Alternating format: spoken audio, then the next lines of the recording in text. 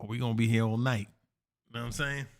Yeah, after this shit, then we can definitely finish VHS. It's only like 30 minutes left. Don't forget to put the sting on.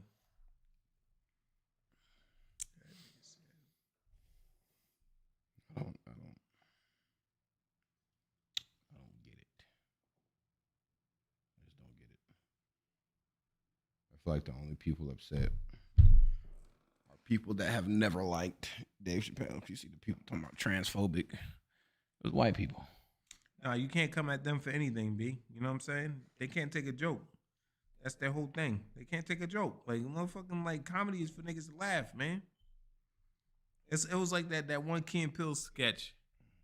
Where he was like, I don't want to say anything bad about him because I don't want him to come and get me in my dreams. It was the nigga in the wheelchair that got burned. Mm-hmm. Like, that shit was funny as hell, nigga. I laughed like a motherfucker.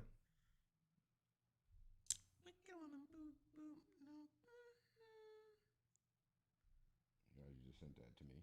I did? Yeah. I'm definitely not on my game right now. Hey, man. This podcast about to be all over the place, big dog. It is. But who cares, man? I'm ready, man.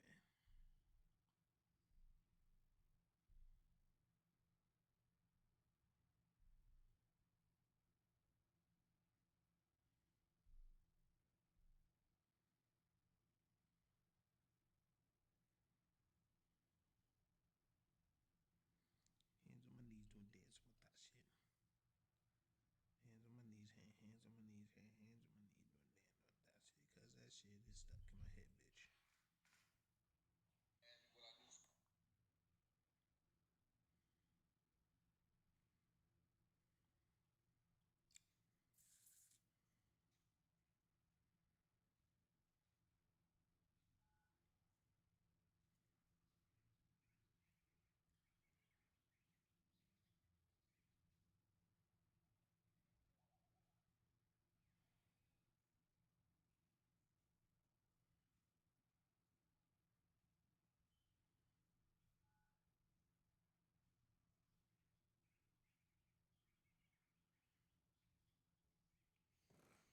I don't know where that shit started. That shit is so funny. Literally just turned Drake into a fucking Looney Tune. You that what now, player? They literally just turned Drake into a fucking Looney Tune. Fuck Drake. Yo, Drake is the type of guy that leave a Drake-sized hole when he crashed through a wall. It's about time to get on that nigga. That bullshit. Him and his fake abs. You think so? Yeah, I know so. I don't know so. I got on good authority them shits is fake. Who's the authority? Doctor. Okay. You can run it.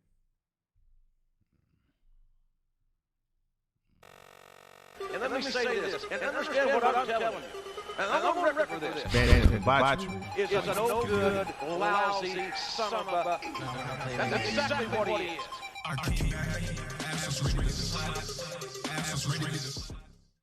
Welcome everybody to episode 101 of Banter and Debauchery. Why you looking at me like that, man? What the fuck was that sound? I had to move the thing, man. That's how I move it. So I'm gotta go like this. Let's go. Yeah, what up, niggas? Can't say nigga on TikTok, but I can say nigga here. Nigga. Hey, shut the fuck up, nigga. Oh, did he say nigga? Yeah. He only had like one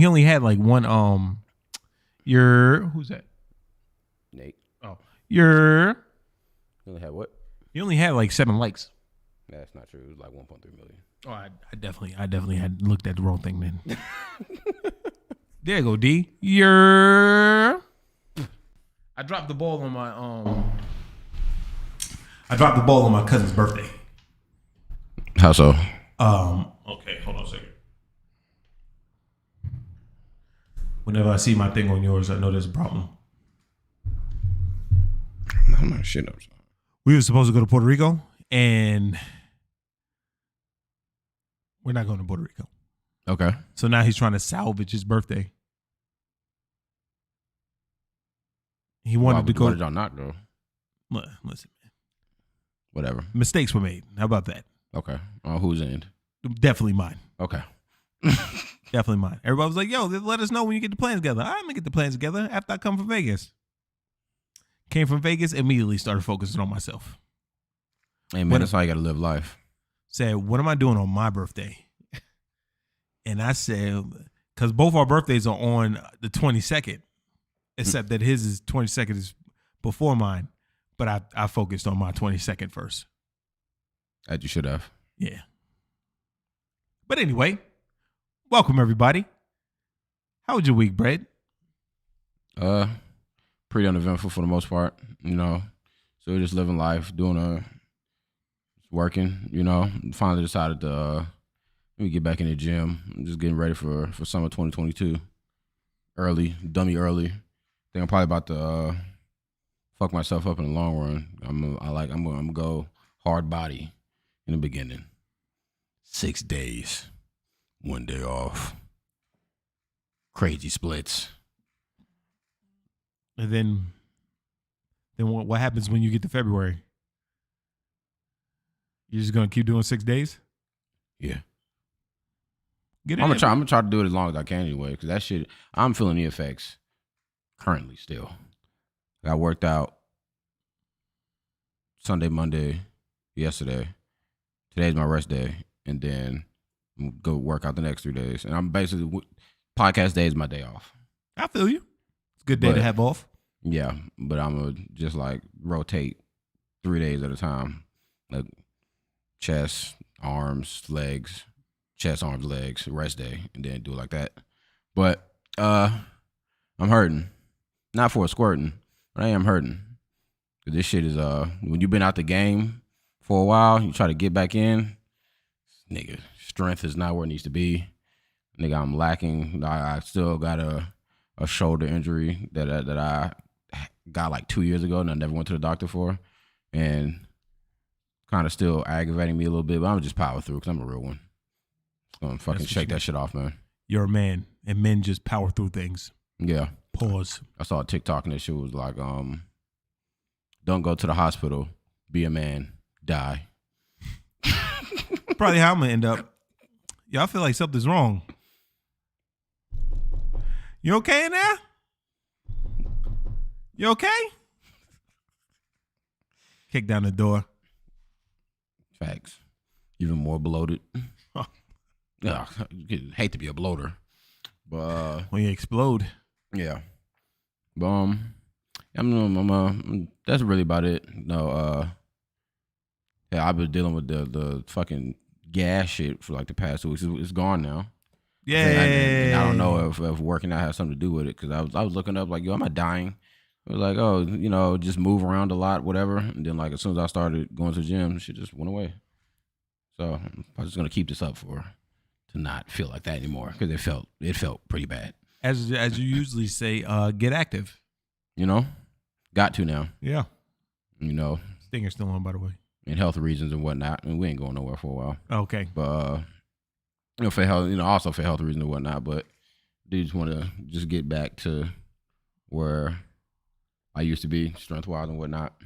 I want to say my max bench, I found it was like 255. Okay. Nigga, please. We about 160, 170 right now. God damn, nigga, what the fuck? My shoulder got fucked up. That's why I stopped. I separated my shoulder 4 times, so I know about it. I was going to do a fucking press joint with the bar. I went for 135. Snapped. Frame one. Nigga went like this. Dropped the bar. Did it clang? And then the guy go, no clanging weight in here. No, this wasn't Planet Fitness. Bitch ass niggas.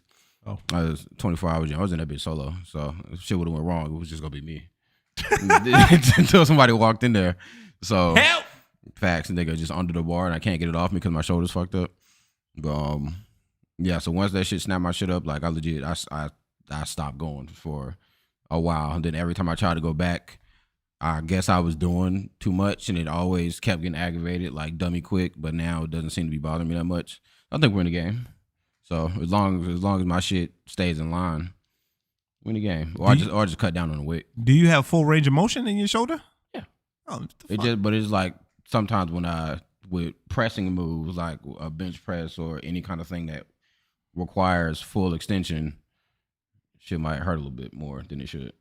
Oh, well, it's probably because you didn't rehab it right and then it healed wrong. Of course. But And so every time I do like that, there's a pop mm, because it separated my shoulder and I never got to put it back right. So so now it's always a threat for it to separate. I remember the last time I separated was closing a car door. Yeah. I did it exaggerated closing a car door method. mm, I like when I close the car, I'm gonna use this arm because if I use the other one, I might separate again. I closed the car door and I said, boom. And I went like that. It just said shunk shunk. And I just opened the door and just got back in the car, drove to the hospital. Just like shaking my head the whole way there. Doing this. how about that? Mr. damn it, Beezy, you. you're gonna have to get surgery to fix your shoulder. Oh yeah? Give me some painkillers. No, I don't take pills. No. I was telling a story to Vade how I had pain pills and I didn't take them. Someone who I was dealing with at the time took the bottle and had at it.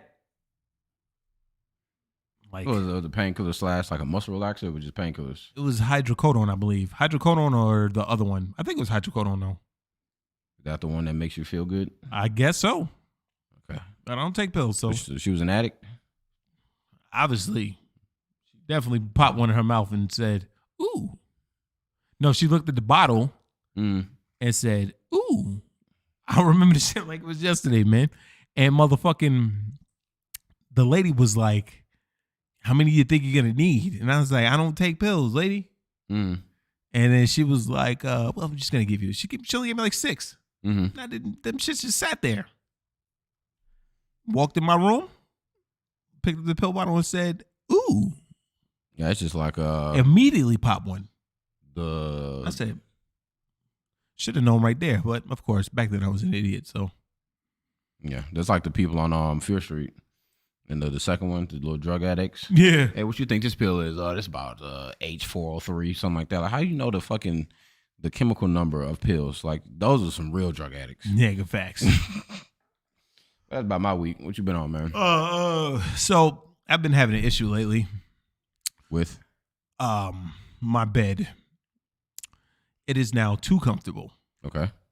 And back before when I only could get like 4 hours of sleep, I've been blowing people off. Pause. You know what I mean? Like I was supposed to be doing things and I just go to sleep. When I go to work now, I am so comfortable, like my body is used to the comfortability. Mm-hmm. I get tired at work now. Back before, nigga, fuck out of here. I was like this, wide-eyed, bushy-tailed all night. Now nigga be like,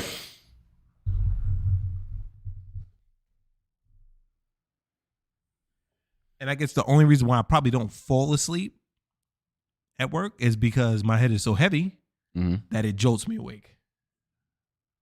But the day before yesterday, on Monday night, nigga head definitely went back like 15 times. Hey, man, that's how that should be. It's like doing this is like the slow, like if the back of the chair wasn't there, I'm going to the floor. Yeah. And it's I'm up. Yeah. I'm up. And it was crazy because I got rest. But I think maybe I just need like a good night's sleep. So maybe like tomorrow. Mm-hmm. Well, tonight. Well, not tomorrow. Like tomorrow, maybe I'll go like just, rest. Oh, nah, that's wrong because I'm going to Bank's house tomorrow. So there goes that. You know? Fuck it. I mean, as long as you get back in time. Wait, you go to work tomorrow? No. As long as you get back in a sensible time. I think I'm a friend hop tomorrow. Mm. Know what I mean? Go to Bank's house, pull up on Super unannounced.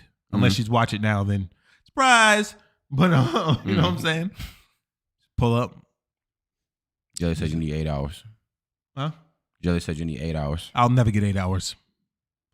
My body's not equipped for that. I was born in the jungle. Listen to Enter the Sandman. that shit's gonna get me pumped because I'm gonna remember Mariano Rivera. You know what I mean? Yankees reference. Yankees lost yesterday, made me sad. So we're not talking about that. So anyway, but yeah.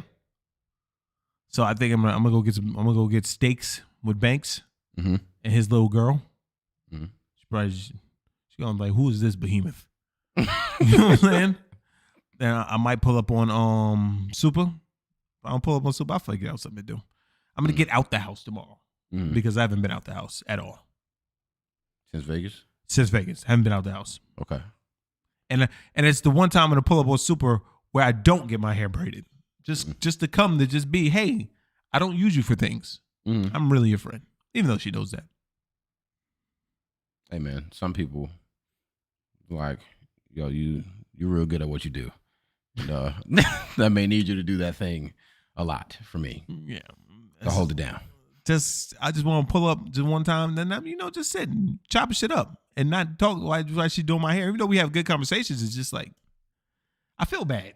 And that's fair. I'm not going over. Well, you can catch me dead in that part of the city. Like she lives in a nice part of the city. It's just far from me. So I'm not fucking going over there. But I haven't seen this nigga Banks in a minute. Oh well, since Vegas. I haven't been to his house in a minute though. You know what I'm saying? About to say Vegas, the cabin. The cabin was in January. How you feel about this statement? My homie says if your friends don't hit you up like in at least the span of like a month or two, then y'all aren't real friends. Depends on how your friend is, man. I got a friend that I don't talk like my friends. If I don't see y'all niggas every day, like there's some niggas that don't hit me up or I don't hit them up for a minute. I'll forget. Oh shit, let me holler at this nigga, man. I just did this shit the other day with GP. Told the nigga happy birthday. His birthday was in the middle of September. And I was like, oh shit, I hit this nigga up. Tell this nigga I'm gonna be in Florida next week. Hey, yo, what up, man? He said, oh, this nigga hit your friends up and go ghost. But I know he be playing. Yeah. That's my nigga. Hey, I don't agree with that. You gotta understand your friends, how they are. Yeah, I feel like some friends are a lot more, I don't want to say needy, but needier than others. As far as they need reassurance that we're still friends. Yeah, I mean, even like this, when I rapid fire text you like 6 times in a row, you don't say nothing for like the whole day. Yeah, it's bread. Most of the time when you do that, I'm on the game and I don't have time for distractions. I've been playing a lot of Monster Hunter lately. Like, nigga, I've been getting clapped to left and right, and I'm trying to fine tune my strategy. So any text you send me, hey man, just took a shit. All right. Hey man, beans. All right. Hey man. I feel you, and I'm just let you get those off, and then if you say something that piques my interest, blah blah blah, and do you keep talking? Like, nigga, I'm back on the game. Yeah. But nah, man, it's like it's what it is. Like if you're not in a group chat, like really. Yeah. If you're not in a group chat or like niggas don't have designated times to call you, like, this nigga Vay has a designated time he calls me.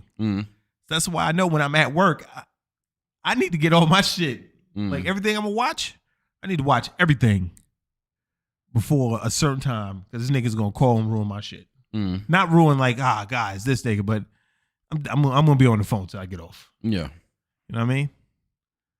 Yeah, but I think it's like only like my homie said that, and he's the one that like he talks about his friend, like, yeah, man, I call, check on my homies that often, blah, blah, blah.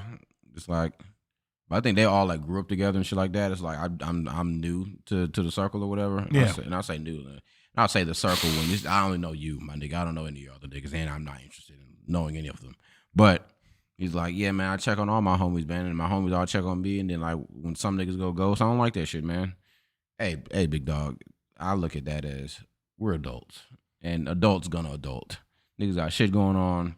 Niggas is trying to do grown man shit. Live life, work on skills, get women, clap cheeks, buy a house, have kids. It's mad shit niggas can do as an adult that would require niggas to get left out the mix. Yeah. So plus you don't know if he has a girlfriend that's like a bitch. So yeah, so I can't really subscribe to that theory of niggas need to I need to text my niggas all the time or we're not friends. 'Cause at that point my nigga then like, yo, we're not friends anymore. We ain't spoken in 8 months, so I won't feel bad about it. I got 2 friends now that are like, they're not talking to each other.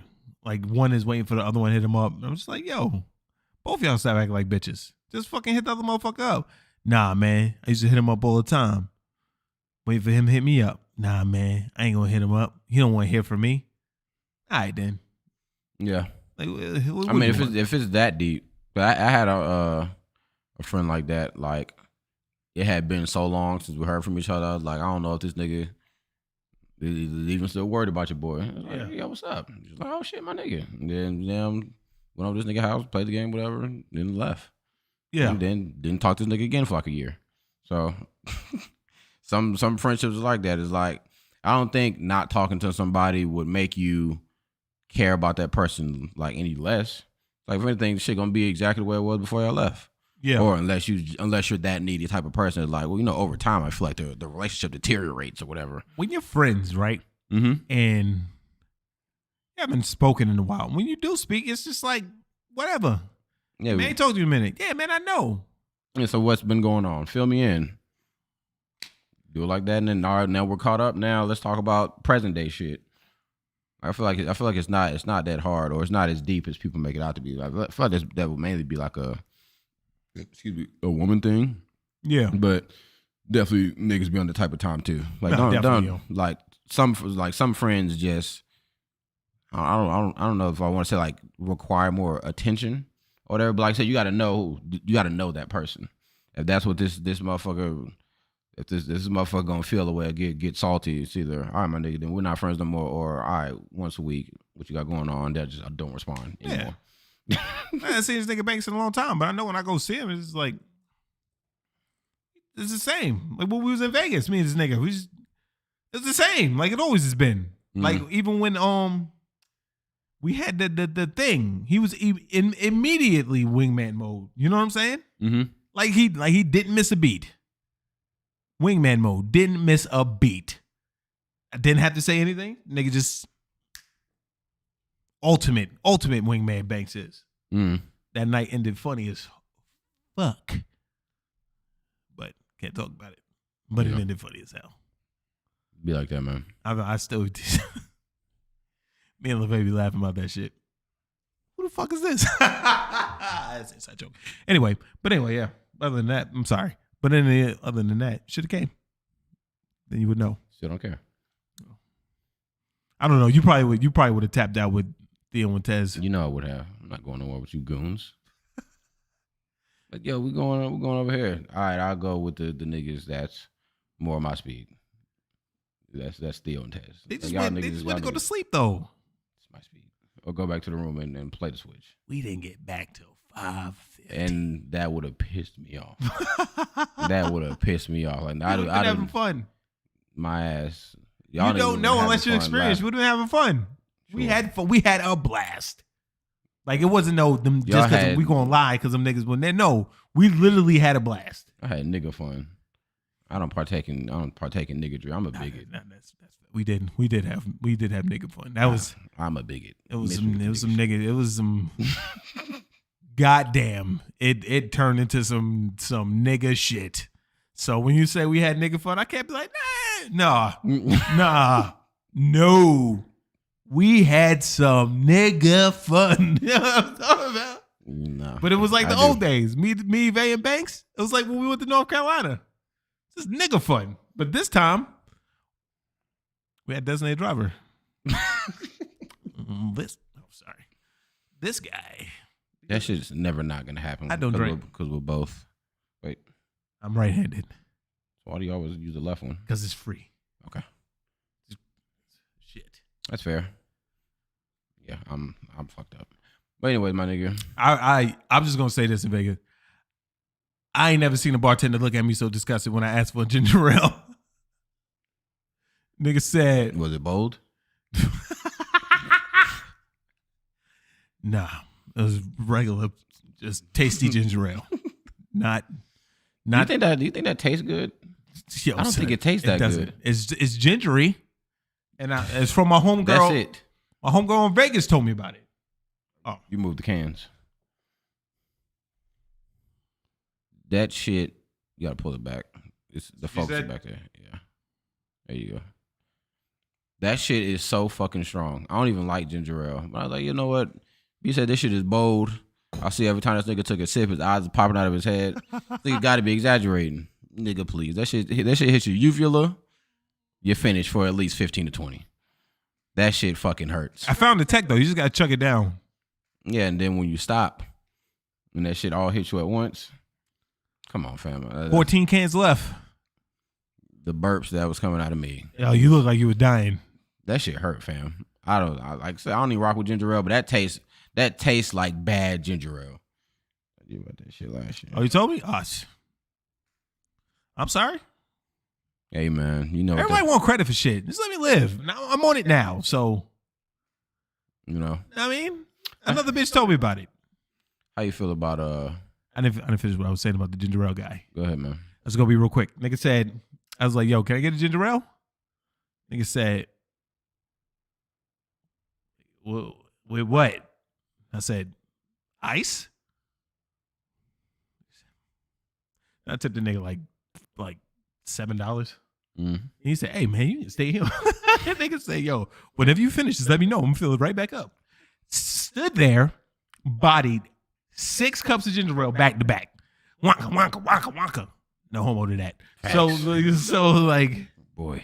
And I was like, the last cup was like, all right, let's savor this. Then the nigga was going around taking cups off the table. Nigga took my shit away and threw it away. He hating. But then Banks got me another one. So, shout out to Banks. Anyway, what was you going to say? So how you feel about when, you do this sometime, but I don't ever call you out on it, when folks be like, you send somebody something, and then you be like, yeah, I seen that. You just seen it. Laugh, bitch. If I send you something, that means I'm trying to share a funny experience with my friends. Listen. Do not say, yo, I seen this. Because eat a dick. Because now you just ruined the fun. They just ruined the fun. I know how you feel because, you know, before I got on TikTok, they would take TikTok shit, send to Instagram. Mm-hmm. You know, I would send it to everybody. Mm-hmm. I would send it to Jelly. She was like, oh, I seen this on TikTok. So I just stopped sending her shit. See, because it's ruining the fun. Yeah. So I feel you. You got to just be like, yeah.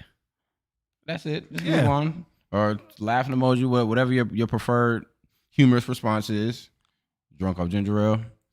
I wasn't drunk. I'm sure his guts was bubbling a lot. But nah, nigga, I was feeling good. But yeah, I feel like sometimes that nigga D birthday in like 2 days, I think. Is it? Yeah, it's either that shit is either tomorrow or Friday or Saturday. It's close though. Speak on that, D. What day is your birthday? And there's so reminder. Tell us what you're doing for your birthday, man. Yeah, tell us what you're doing for your birthday. Facts. Air all your personal information. Now let me get that social too while you at it. Yep. But and where you live, and your bank card number, and the back of it too. You gotta make sure you tell us the back. Facts. 3-digit code. But yeah, that shit's been like I send Renata something. She's like, oh, I seen this. I don't give a fuck. Laugh. I feel you though. I feel you. Like it's legit. Like I don't care. Like to me, it's just like I went out of my way Friday because I thought we could share a laugh together. Mm-hmm. And now you're like, oh, I seen this. And it's like, I'm never gonna send you anything again. That's how it goes. And then you're like, why you don't send me nothing no more? Because you stopped laughing. I know, like I caught myself because I did that, but then like people start sending me shit that I already seen, and I just immediately go LOL. They probably think that's something. Watch this shit. It doesn't matter. LOL is fine. You know, people DM me funny shit all day from like 9 different people. Mm-hmm. So it's like either I get texted or I get Instagram. Like I'm a popular guy. Slow your britches there, big guy. Never that. But like people DM me shit all day. Cool your jets, famo. He said it's gonna be lit. I know it is, it's like man. is the best white person lingo. What, lit? No, like cool your jets, pal. Like, what you think is like the best white guy line? I can't even think of one off the top of my head. I mean, there's a lot of them, man. Hey. Like hit the road, Jack. Hey. Hold your britches. It's not even the right thing. Hit the road, Jack. Yeah. No, No one fucking says that. They don't say a lot of things, but I mean, it's all like white black dad people, jokes. We're not supposed to know, huh? No. But I keep seeing a lot. Like I said, that Drake shit they're doing, and that shit is man. I gotta send you a couple of those. Them shit's fucking funny. If it's anything like that nigga, they getting at that fat nigga. Once you told me I could be a bully on what's college, you know, open the floodgates. I'm about to go at everybody. That everything that I think is stupid. You still have to be careful though. I'm not gonna say nothing mean. Yes, you are, but you still have to be careful to a degree. Because if the whole account is centered around bullying, like they gonna get you out of here like LTG. Okay, let me not bully everybody then. Let's keep it to 2 people a week. How about that? That's fair. All right. I'm trying not to say nothing. And then have like TikToks mixed in between then. Yeah, and try not to say nothing too crazy. A lot of the easiest way to do it, you see something crazy, silence. So you're not saying anything, but your silence speaks volumes. But I had to get at Shorty today though. Like that wasn't that bad, right? Time will tell. Time will tell. He said time will tell. Only like 6 people looked at it, so I think it doesn't matter when the ball gets to rolling. Like I said, I think this past week I couldn't really think too much upon the TikToks. I kind of just let it chill for a bit. But when the shit gets on there and the ball gets to rolling, and niggas start going back to old shit, and they be like, "Yo, your account got a lot of bullying on it, a lot of slander towards random creators." She was slandering men, so I felt it like it was necessary for me to defend the male gender. And I felt like I defended as well. But you did that by talking about a genetic defect. I don't think it's a defect. She just didn't want to shave. That bitch had a beard. And she was gay. How you going to... We're not going to get into it, but she had a beard. Come on, brother. That's what you want to be called. We know that. So. Yeah, let's just keep the bullying to 2 people a week. Gotcha. And then throw random shit in between. Brett got to put a quote on me because I'll go crazy. That nigga will wake up tomorrow with 20 videos. And nigga will wake up tomorrow and the account will be gone. You only got 5 followers. What the fuck? Yo, Brett, where the fuck the videos go? Listen, you got to chill. How many times Brett tell me that shit? You got to chill. Because we looking to this point. I'm looking towards the future. That spider is relentless. He's on the other side of the TV now. But thinking towards the future and whatnot about how shit gotta go. When niggas pull the backlog and start to go down, like it makes it a lot easier for niggas to just get you out of here. And TikTok, it seems like they don't play as far as like getting niggas out of here with the band hammer. Like niggas, I've seen so many niggas be like, "Yo, this is my 8th account," and eventually niggas gonna get tired of looking for you. Yeah. So one band might be cool, but after that, it's like, all right, my nigga, walk that line a little bit cleaner. I feel you. That's what I've been doing lately, but that one I had. Like I was gonna wait, like to post something later. Did you call her a B? Did I? I don't think so. I don't think anything. I said. Oh, you call her Shorty. I said, hey, Shorty, just because you have a beard, doesn't okay. authorize you to say what men want. Okay, so that should be fine. Yeah, you know what I'm saying? Unless she did have a beard. I think the only way you can really get banned for bullying is if you constantly go after the same person. I don't give a fuck about that bitch no more. What if she responds? I'm not gonna care. Okay. What's she gonna say? Was that a stitch? Yeah. Okay, so she knows. Oh no, yeah. I made sure that she knew. Okay. Look at you. But knock it off. Gotcha. Question. I've been meaning to ask this for 4 weeks. You know, sometimes you're usually iffy on this kind of subject, but do you care if No. Well, it depends. Do you know what I'm talking about? Yeah, the question, the shaven or unshaven. Yeah. So to a degree. Like, not like fucking this, but nice trim. Something that shows that you give a fuck. You don't gotta be the prettiest, but something that shows that you at least give a fuck about what's going on down there. I feel you. Like even something I gotta hit myself with the the lawnmower 3.0 from fucking Manscaped. I don't own that, but I have something that looks like that. But I got one. yeah, sometimes like shit gets even too crazy for me.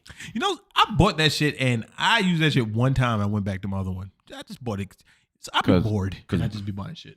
Was it after Badlands Chuck's video when he rapped about it? But anyway, like I like it bald, man. Y'all got our own preference. It's not the 70s. Especially if you want me to go down there. Like, you get mad at me because my balls is hairy, right? Mm-hmm. But you be like, I'm not doing that. Like, listen, I'm not even finna fuck with you with that shit. I don't even give a damn. I'm not going down there then. Ain't no deep diving for bees. And some niggas rock with the full bush. I can't. Full bush is incredible. I seen bitches, like OnlyFans bitches, Mm-hmm. like big bush. Like, I seen this bitch yesterday. I was at work. Like, damn, this bitch is all right. You know what I mean? Mm-hmm. Like, when I was on Twitter, then I was get to scrolling down the Twitter timeline. She like did like a POV from like, I was like, what the fuck is this? I immediately got off. me and my coworker looking like, damn, she got some nice titties. It was like, that's what I was saying. Got more hair on her fucking pussy than I got on top of my head, man. I'm done, son. I'm done. I mean, of course I'm exaggerating, but she got a lot of hair on her pussy. It was a lot. So Hotel Chronicles? Yeah, let's get into it. Y'all niggas can't tell the type of energy that's going on this week. It's chaotic. You can say we're 2 H's of chaos this week. That should have been the name of the podcast. But, fuck it. But that wasn't no foresight. 2 H's of chaos this week. And I'm about to get even more chaotic because I'm about to start fucking hating right now on Hotel Chronicles off the bat. You know, I've been talking about these female motherfuckers for weeks, right? Mm-hmm. I don't know if they're really displaced. Them niggas is lying. Mm-hmm. I'm just gonna flat out say it. Allegedly. Just in case they see this. Them niggas is lying. Allegedly. You know what I'm saying? Ain't nobody gonna come here. You know what I'm saying? I called before to get this certain type of room. I was like, well, how many people you got? 8. Then you look at them. Sure, they got the fresh micros in with the colors and everything. These motherfuckers is on vacation. They're lying, man. But I guess if you could work the system, whatever. But I don't like that for some reason. I don't like it either because it's lazy. Like even the damn the PPP shit. Like if you can finesse, get your shit off. But the same, I'm still looking at you with the yuck mouth. Yeah, I'm like, all right, fam. Whether you get away with the shit and you don't have to pay it back or not, it's like y'all niggas ain't gotta cheat in every area of life. Like y'all niggas, you just don't want to work for shit. Joe Montana said, if you ain't cheating, you ain't trying. I get that, but like, I'm not the most straight-laced person in the world, but I'm pretty straight-laced. Mm-hmm. When it comes to honesty, because, you know, if you want honesty, you got to be an honest person. Yeah. You know what I mean? So if you want honesty, I'm honest. Like, you ask me, hey, it is what it is, bitch. You know what I mean? But like, that's why I feel like most of the people that be saying shit like, everybody want to see me fail and shit like that. Like, you probably are a hater, my nigga. Yeah. Or anybody that said like, oh, I don't like keeping those snakes around me, or to feel like people always got their worst interest at best. You probably are just a shitty person. Yeah, you probably get in the mirror and just go, this is some bullshit. Because you are the snake. Yeah. You know what I mean? But like these niggas is lying. When I saw that, when I went to work and I saw that, I said, this motherfuckers is lying. Mm-hmm. Like, these motherfuckers is lying. Had me doing extra, and they had me doing, and what really pissed me off is because they had me doing extra shit. Like, I was like, yo, you can't get that room with the FEMA shit. Mm-hmm. Oh, well, I guess we'll just have to do. So I'm like, get mixed, bitch. Yeah, do. So, but then when I see them, it was 8 to 9 people that they happened to die. So I had to give them the other room. Because it turns into a fire hazard at that point. Mm-hmm. They have that many people in one room? Yeah. Or you can only give them one? Yeah. Well, I'm not. Just making sure. The fuck? Yeah, We ain't got it. I don't know how this shit work. I hated on this. Speaking of chaotic, I hate this dude walked in. I thought he was homeless. And he's like, man, I need a room. I told him how much it was. It's an exorbitant price. But, you know, we've been busy lately. Said, hey, man, this is how much it is. This is just me hotel. Like, this is not the actual Chronicles. This is me just rambling. But this happened this weekend. But told that nigga, yeah, it's this much. Then I turned my back because I thought he's going to walk away. He said, all right, man, run it. I said, the hell, like, you're not about to make me make this reservation and your car declined, is he? He said, nah, man. I said, I don't believe you. That's what I said in my mind. I don't believe you. So I said, fuck it. Made the shit, hit that nigga for it. I hit that and made sure I hit it with the whole amount. Looked dead in his face. My bad, man. Elevator's right behind me. You know what I'm saying? But then I remember that it's the first of the month, and you know they be getting they Social Security checks and shit. Even though they're homeless, they still get Social Security checks. Crazy. So, you know what I mean? Crazy. So I forgot. So it was old man? He's old man. And he definitely came back on Sunday. Hey, man, you remember me? Then he tries like, I got to use my sister's card. I said, no, you don't. I use your card, player. Where your sister at? She live in Baton Rouge. You got to use your card. Facts. What are you talking about, nigga? How fuck you get your sister's card when she in Baton Rouge? Well, she got access to my account. Maybe that's why I declined. But yeah. But anyway, so the FEMA shit just pissed me off. The actual Hotel Chronicles shit started on Saturday night. This girl comes to the desk. I forgot what she said. She was talking about something, but I wasn't really registering. She had on boy shorts. So okay. She was like, yeah, I'm about to go to the store, yada, yada, yada. She had on boy shorts, right? She pulls a Glock out of her boy shorts and puts it on the desk and goes, oh, don't worry, I'm not going to rob you. And I said, oh, don't worry, I'm not worried. You know what I'm saying? So she was just like, you know, girl got to protect herself. I'm here with my so-and-so. So the bitch leaves, right? Bitch comes back. And somebody calling us? Oh. No. The bitch comes, I love how I say us. The bitch come back and she goes she come with another nigga. Now I can't tell if this chick is a nigga or a chick. So I'm just gonna say she's a chick. So she was like, yeah, I need a key to my room. Bring the room up. It was a dude's name. So I said, yo, you got your ID? Oh, nah. It's not my room, it's my sugar daddy room. What's his name? She got the first name right. Okay, generic white man first name. What's the last name? Oh, I don't know his last name. I said, so you don't know your sugar daddy's name? She's like, nah, so I can't get you. Well, can you let me up? Can you open the door so I can go in there and show? No. I'm not doing none of that. Did she have a phone? Yeah. You better call this nigga and tell her, what's your last name? Whoever should go went straight to voicemail. So she goes, she gets on the, she goes standing in the thing. I think somebody came and got her. I said, whatever. Not my problem no more. So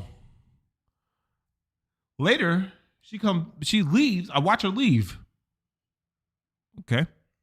This is Sunday because I was the only one there. I watch her leave, right? And she comes back with a nigga. A different nigga? Yeah. Okay. So she goes, I need a key to my room. And I go, did he put your name in the room? It's like, gotta tell a nigga to put your name in the room. Called the room, no answer, right? No answer. No, it was Saturday night because what happened was Sunday morning. So was Monday morning. So no answer. So I don't know what to tell you, bitch. So she's hanging in the lobby, going back and forth, trying to get on the elevator. Niggas is like, fuck out of here, bitch. You know what I mean? So the guy with her, he leaves. Then on Monday morning, the dude in the room comes to the desk complaining about something. I was like, all right, yo, you know, I make sure I get taken care of. And I was like, yo, let me ask you a question, man. Did you have a guest over the weekend? Nigga said, oh, some girl knocked on my door and I just let her in. And I said, nigga, we listening to the story. I'm listening to the story, and the guest that's leaving, sitting on the thing, waiting for her Uber, she's listening to the story, and we both like this. I didn't know who she was, but she knocked on my door, and I let her in, and then this, that, and, you know, we had a talk, and I gave her some money, and then she left. Oh, okay, man.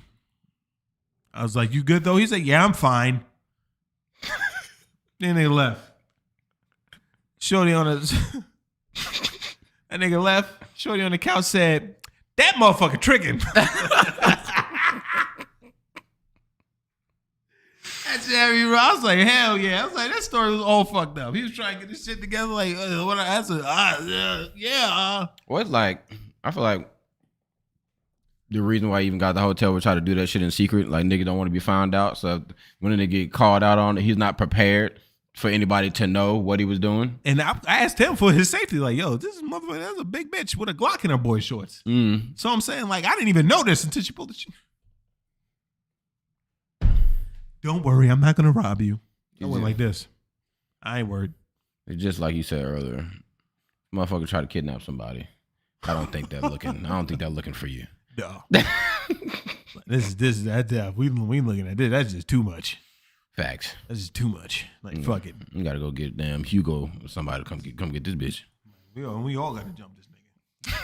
So, yesterday. Well, I should say last night. These two niggas, this one nigga come to check in, right? And he goes, Shorty left the key for me. And I go, yo, Shorty didn't even check in yet. You know what I'm saying? She didn't check in yet. You gotta wait till she checks in. She's like, she check in? She told me the key was ready. I'm like, nah. So he comes back with the bitch. The bitch is all out of breath. You know, this is my driver's license and shit like that. So I don't give a fuck about that shit. Like, it's a paper driver's license. Get the form. You know what I mean? It was slow. I did these niggas a solid. Just gonna say I did these niggas a solid. Wasn't nothing that I can get in trouble for, but I did these niggas a solid. Usually I'd be like, fuck y'all niggas. Yeah. So, the big nigga walks in. Big black nigga. Black is my hoodie. Minus the white on it. Big black nigga walks in with a French bulldog. Color was like Oreo cookie. Dog was amazing looking. So, but he go, man, I'm motherfucker. I said, yo, you got a dog, fam? You know it's $100 pet fee. Nah, it's not my dog, man. It's my bitch dog, man. She in the car, man. I hate dogs. Dog on his arm rested. I said, nigga, I can't tell. He said, nah, I'm just holding it for my bitch. My bitch look like J-Lo. I said, that's what's up, man. So the niggas leave, right? I'm like, yo, damn, man, them niggas like, that big nigga, he got him an odor on him. But we can't place it. Yeah. Nigga. I go into the lobby to help these niggas. You know, I go to the lobby, I look, and I pass the luggage cart, and I just look. I see shit on the luggage cart with blood in it. I say, yo, what the fuck? That nigga walks in. I'm like, dog, check this shit out. What I'm about to. Y'all pay attention to everything I'm about to say. Dog, did your dog shit on the luggage cart? Nigga said, nah, man, my dog didn't shit on the luggage cart. Nah, it wasn't my dog. Say, bro, you were the only nigga with a dog. He goes, nah, it wasn't my dog. I said, well, you better get your dog checked out because there's blood in the stool. Nigga went like this. Nigga, look. Damn, man, I hope she ain't sick.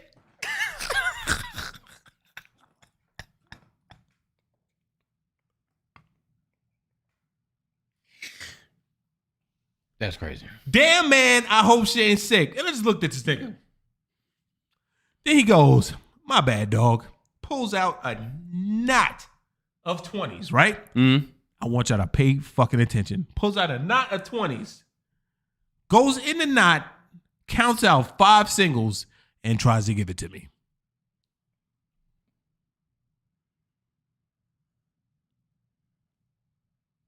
So, shook my head, took the money, threw it on the desk with the keys, because he gave me the keys too. I said, I'm just going to get this shit to the valet. This nigga just immediately went to, I don't know if I can say that part. Nobody listen. Well, I don't know if I can say that part, but them niggas ain't going to be staying no more. Hold on. I want y'all to see this shit.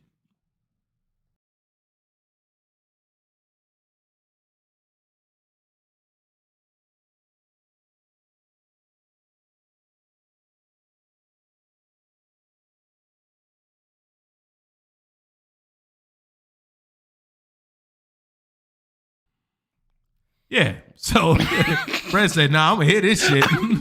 I need that background. Yeah. So, but yeah, man, that shit pissed me off. And that shit stunk so bad. And I'm not a stranger to dog shit.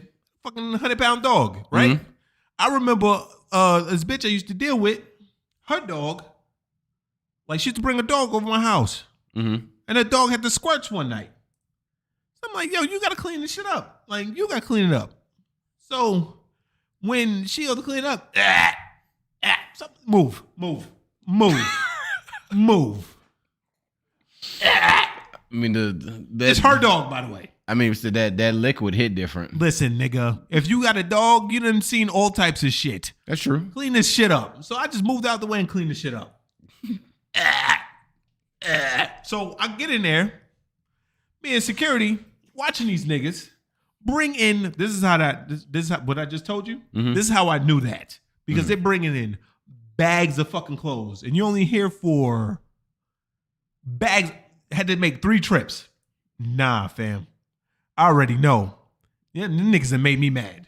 Yeah. So like fucking, I take the luggage cart downstairs. My nigga Brand was like, yo, I don't really like shit, but I'm gonna help you out, my boy. I said, nigga, don't even worry about it. Took my hoodie off, you know what I mean? Dropped the hoodie down, went downstairs, and cleaned the luggage cart off. I mean, half cleaned it. Like I got the shit off of it, but I wasn't about to sit there and shampoo the shit. Yeah. So like, I cleaned the shit off, and the doodle water I had on my new sneakers because I'm trying to break them in for when I go to Florida because I got to walk around a lot. Mm-hmm. The doodle water is not going down the drain, so the doodle water goes from the water where the water shit is into the break room. I just got some fucking rags, just put that shit on there. And was like, I'll tell this nigga in the morning. Cause I'll be damned if I'm down here doing this shit all night. Facts. You know what I'm saying? But I clean the shit off. When I clean that shit off, dog, like when the water hit the shit and the shit opened up, like the liquid dookie opened up, it smelled so bad. I had my mask on and I just kept getting mad. You know what I'm saying? I just kept getting more angry, like the Incredible Hulk. But then it was like this. I heard myself in my mind go, it's over with, man. Just let it go. And I went from whatever, man. And just went upstairs. That was that. That was that, mattress man. That was that. I'd be damned. Like I said, even if I don't know if the picture does it justice, so like how big the pile actually was, because it's from a French bulldog. So it wasn't like I zoomed in on it, but there's something wrong with that dog. I'll show y'all niggas for 2 seconds what it looked like. Oh boy, hold on. De-enhance. Yuck. There you go. That's what the boo-boo look like. Back to us. You could just tell niggas it was spilled chocolate milk with a cherry on top. Hey man, I said I didn't know what it was. You sent that to me with no context. I said, what the fuck is this? And I was like, nigga, that throw up? Oh shit. Delete. Cool beans. Yeah, that shit was that shit smelled horrible, man. I bet. When they get the liquid squirts, that's when they digest. Their digestive tract is all fucked up. That nigga said, "Hey, that wasn't my dog. You might want to get your dog checked out." And how did the dog even get the spray move like that? He must have put it down. And motherfuckers was, yeah. This nigga just picked it up and just get the fuck out of here. This nigga had a 5-pound chain. Well, Yeah, had a 5-pound chain on it, a little ass dog. Holding this motherfucker like he would a newborn baby. He said, no, man, I hate dogs. Said, nigga, I can't tell. And his friends started laughing. I'm like, nah, my bitch like J-Lo. Did you see her? No, I could care less. Okay. I kind of. That's the part of the story I wanted to know. For him to throw that out there, it's like, speak on that. Let me see. Yeah. So I talked to this morning. I was on the phone with LeVay, and the Agent of Chaos walked past. Okay. So I'm like, yo, what up, man? You know what I mean? He go, yeah, man. So and so. I was like, yo, you try to tell? Yuck. Push the T boys. Yuck. But like the Chocolate Factory. Shout out to R. Kelly. But fucking like, I was talking to them. Somebody poked that nigga tires up. All 4 of his tires. I ain't gonna get into detail. I don't think I can. We don't need to know. But just like I said earlier, when you're a bad person, bad things happen to you. Hey, that nigga said, baby, I'm from Chicago. Okay. I know people. That's fine. I had to tell my people. I said, damn. She was like, do you? That's she. He said, do you know so and so and so and so? I said, nah, nigga. I don't know nobody. I'm overnight. I don't see nobody. He go, oh, you overnight, so you just don't care what happened in the daytime. I go, no. But nigga's an all right person. Yeah. Super flamboyant, angry. And you gotta, with niggas like that, you gotta chip away at the armor. It takes a while. Yeah. That was a super gay dude at my job that like when you first meet him, it was like, yo, what the fuck's wrong with this nigga? Yeah. But then after the first couple encounters and this nigga actually calms down, it's like, oh, this nigga's kind of cool. But just them first couple encounters, like they gotta be at maximum gayness. Yeah. Like, and then over time they're like, all right, they can actually talk about regular shit and not talk about dicks or something. Yeah. Like we get it. That's what it is. It's like, yo, bro, like, why are you so angry all the time, man? I guess they angry because I'm gonna say the majority allegedly are not happy with themselves. I don't even know if I'm supposed to put allegedly there, but I'm saving myself from trouble. They're allegedly not happy with themselves. You know, Allegedly. Some would say. Yeah. Yeah, I was talking to LeVay this morning about like revenge. And I told like, yeah, I don't like this person. I mean, I could be cordial with him. I don't like him. Like, nigga did some shit like 11 years ago. Nigga said 11 years ago. You still mad? I said, I don't forget nothing, nigga. What was the consequences of their actions? Fucked me over a little bit. More so inconvenienced me, but it was on some high caliber inconvenience. And I just, from that day, I said, I'm gonna get this nigga. Okay. Are they down here? Okay. Yeah. Oh yeah, they are. Okay. Well, just biding my time, baby. Allegedly. No, I ain't no allegedly on that one. Amen. I'm biding my time. I'm gonna say allegedly for you. Allegedly. But yeah. Yo, son, I thought about something. Hotel Chronicles over, by the way. So yeah, that was that. I was thought about should I talk about this or the horror movie shit? All right, I'm gonna talk about the horror movie shit since we're already in that mode. Mm-hmm. The horror movie etiquette, right? Okay. I be watching, the how to, because you got me into the how to beat shit. And you had seen me that channel. Yeah. I've been subscribed to them. That was the first one I was subscribed to. That's why I just didn't say nothing. I was just like, didn't want to be like, yo, been subscribed. You're like, oh, okay. I would have been like, all right. I know you would. Did you see this one? I've seen them all. Been on that nigga for a while. I'm seeing a lot of those channel pop up. I just saw like one that's like how to beat anime, and it was like just exclusively for anime.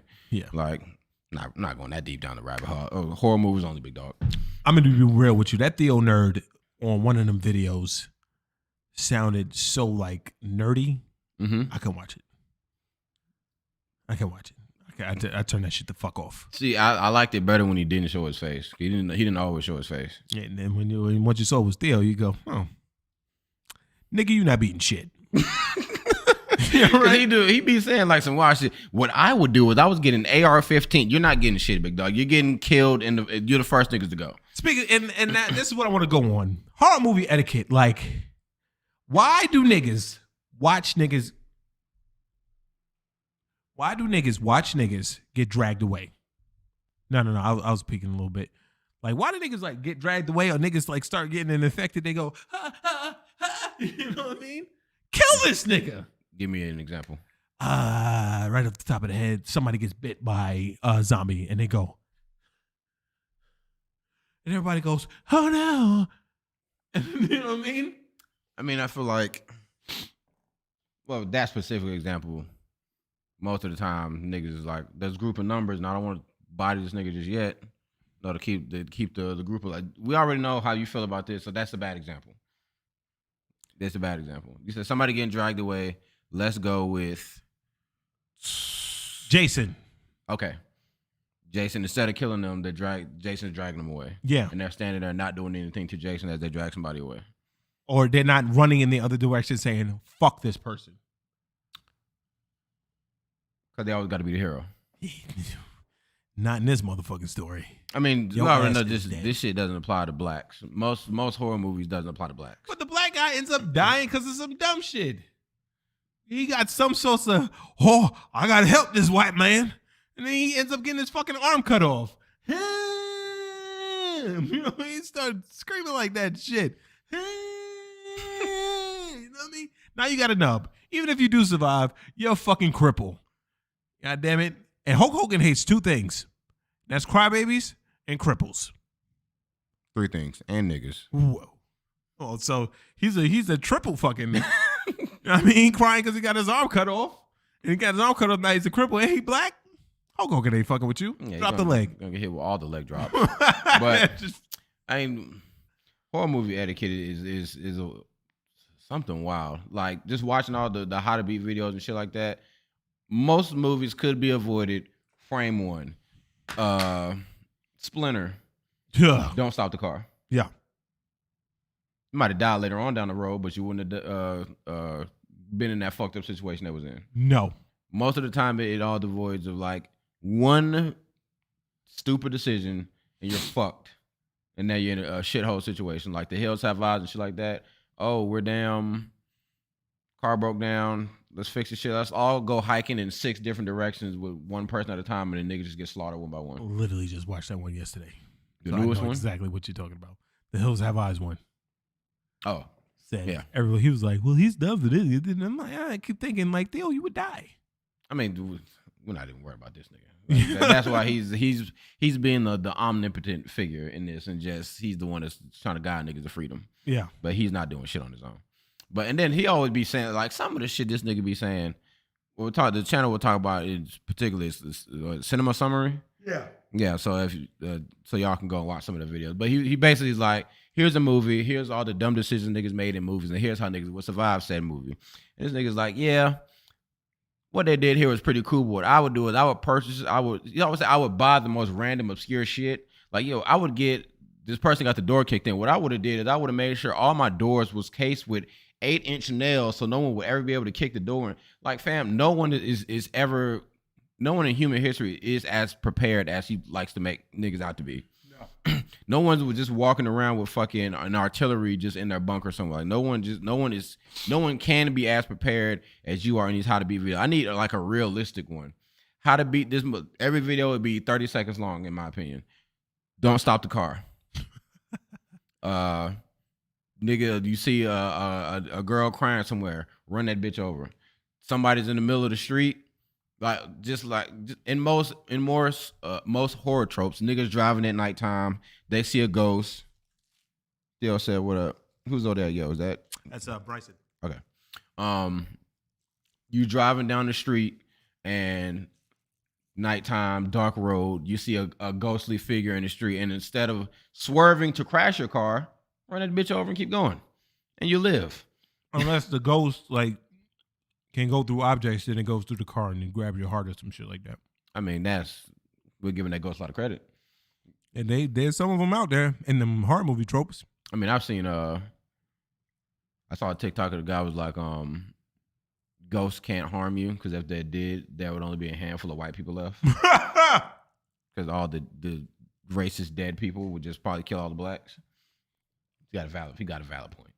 So I'm like, yeah, that's giving a ghost a lot of credit. Like shit like that. Just like don't swear, don't crash your car. Like it's a lot of mistakes that niggas make that could easily be avoided. It's only in like certain scenarios where niggas is fucked from minute one, and that's very few and far between. Like the thing, the one that you was about to give me to watch, but I was looking at something else as soon as you had sent that to me. That's why I didn't hop in. I went to sleep anyway, so Okay, but like but as soon as that one, shit started.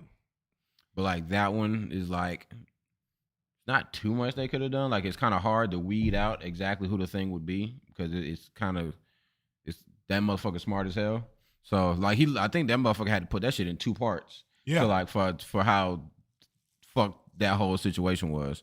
So I don't know, man. Like a lot of horror movie shit, it's kind of easy to avoid in most cases, unless you're dealing with paranormal shit, in which case just get fucked because that shit follows you no matter where you go. Mm-hmm. So never forget what's the famous line in Insidious: "The house isn't haunted, it's your son." Well, then you got to murder your son now, and Murder him. And the movie's over. So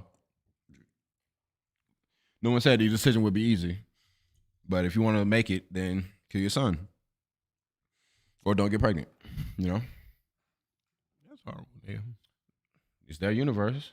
Right. Right. Yeah, you gotta apply that shit specifically to their universe. I was looking at a movie yesterday called Seance or something. It was kind of boo boo, but I powered through. We just something to watch while I was playing Monster Hunter. Like these chicks had played a prank on this girl, and then she ended up killing herself. But it turns out, like her ghost, it was like a fake out. Like they made it seem like there was a ghost that was killing people because the spirit of the girl was showing up and like guiding people in the right direction. But then it turns out there was actually a real person that was killing people, but the ghost spirit was still there. So why was she even there if there was actually like a real murderer that was doing all the murders? Because the murderer killed her and made it look like a suicide? Yeah, but still, she didn't like do much. Easy. She didn't play a role in like his defeat. It's like, come on, bitch. That's like fuck, I just had the movie. I was watching Annabelle Creation yesterday. Mm-hmm. So that was a good one. Like that one a lot. Even though I seen everything yesterday, Mm-hmm. there's some parts that I felt uneasy on. Like, yo, I think that was pretty good. I like another one that always kind of gets me is you ever see Ouija? yeah, Not the first one, the second one. I like the second one a lot more. I think it's like Origin of Evil. That shit's pretty good. I'm gonna tell y'all niggas this. Back in the day, I was hanging out with my rich white friends in Eastern Long Island. Titties. And niggas pulled out a Ouija board. You leave frame one, Nigga, I was going. and that's how to beat Ouija. Called the. It's like, hey, you little bitch. I'll be a bitch tonight. And that's how you win. Niggas get peer pressured into some dumb shit, and then now we in a horror movie. No, I'm just gonna leave, and then I'll hear about y'all niggas on Fox 5. Yeah. Sorry. Like, yeah, fuck that shit. Yeah. About to. What's my thingy? That's what she said. Oh. Speaking of movies, I saw. I don't know if anyone has seen the movie or seen anything, trailer, preview, anything for the movie Karen that came out on BET. That's Black Entertainment Television. Well, the star of the movie is a white woman whose name is Karen, and she acts like, you guessed it, a Karen. This movie's bad, right? This movie's so bad that I feel like Tyler Perry had to have a hand in this, but he does not. You sure? I mean, BT is usually Tyler Perry shit. It's written and directed by Coke Daniels. Who the fuck is that? Exactly. I think he only had like one other film credit to his name, but it's some nigga. If your first name is Coke, you must have been snorting something when you made this movie. And it's like an Asian guy. I was like, so why are you even? That's a late. Wait, Coke Daniels is a Theo? I think so. Like he's not. I believe he's an Asian guy. Which what is he? He is. Nigga does not look Asian to me, man. Hold on, I gotta see. Maybe the picture I saw him, he just looked bad. was in the 1990 hip hop group Madcap. Boy, you don't eat a dick. Was he? Goddamn. Explore more. Goddamn. Whatever. This nigga's a nobody, right? Yeah, this movie is bad. It tries to play on the stereotype of shit of Karens are bad and Karens are fucking up the world and this, that, and the third. And frame one, like they don't even pull any punches. First thing you see that pops up on the screen, Black Lives Matter is written on the ground in chalk. Karen comes through with a bucket of water, dumps it on and scrubs that shit right off the ground. It's like y'all ain't even trying to hide the subtlety. I feel like a Karen would be a little bit more subtle with her shit. She wouldn't just be frame one mopping up Black Lives Matter. 34 producers' names attached to it. 34 names got producer credits to this film. I guarantee you every single one of them regretted it. Hey, man. Like, it's not... Nah, I don't you know how I feel about blackity black type beat. And for the movie to focus on Karens, like, it's going to be a blackity black ass movie. But it's the way that they did it. It's like, it's almost breaking the fourth wall in a sense. Like, they acknowledge that Karens exist in the real world. And it's like at one point, someone... So Karen is a Karen. Like, they literally are acknowledging the fact that the shit is like this. Like, that's like if there was a movie came out talking about the KKK and the origins of the KKK, and the first guy that started the shit, his name was fucking Cassius Clay Carmichaels, and his initial was KKK. It's like, so that's the guy. He's gonna do it. Like, it's Cassius. Like you're not even like trying to like hide the shit at all. It's like, you know who Rennie is? Yeah. He's in this. I know. Yeah. He doesn't have... That's the main reason why I didn't watch this movie. Yeah. When I saw him, I wanted to turn it off. And not because I don't think he would have did a bad job or anything, but just like, I hate that social media niggas are just making their way into shit. And I gotta be real with you, Rennie's funny, but he kind of deserves better. But you gotta eat shit. Nothing. You gotta eat shit. So I know I said, but like, did he have a big role? He was the protag's best friend. So no. Yeah.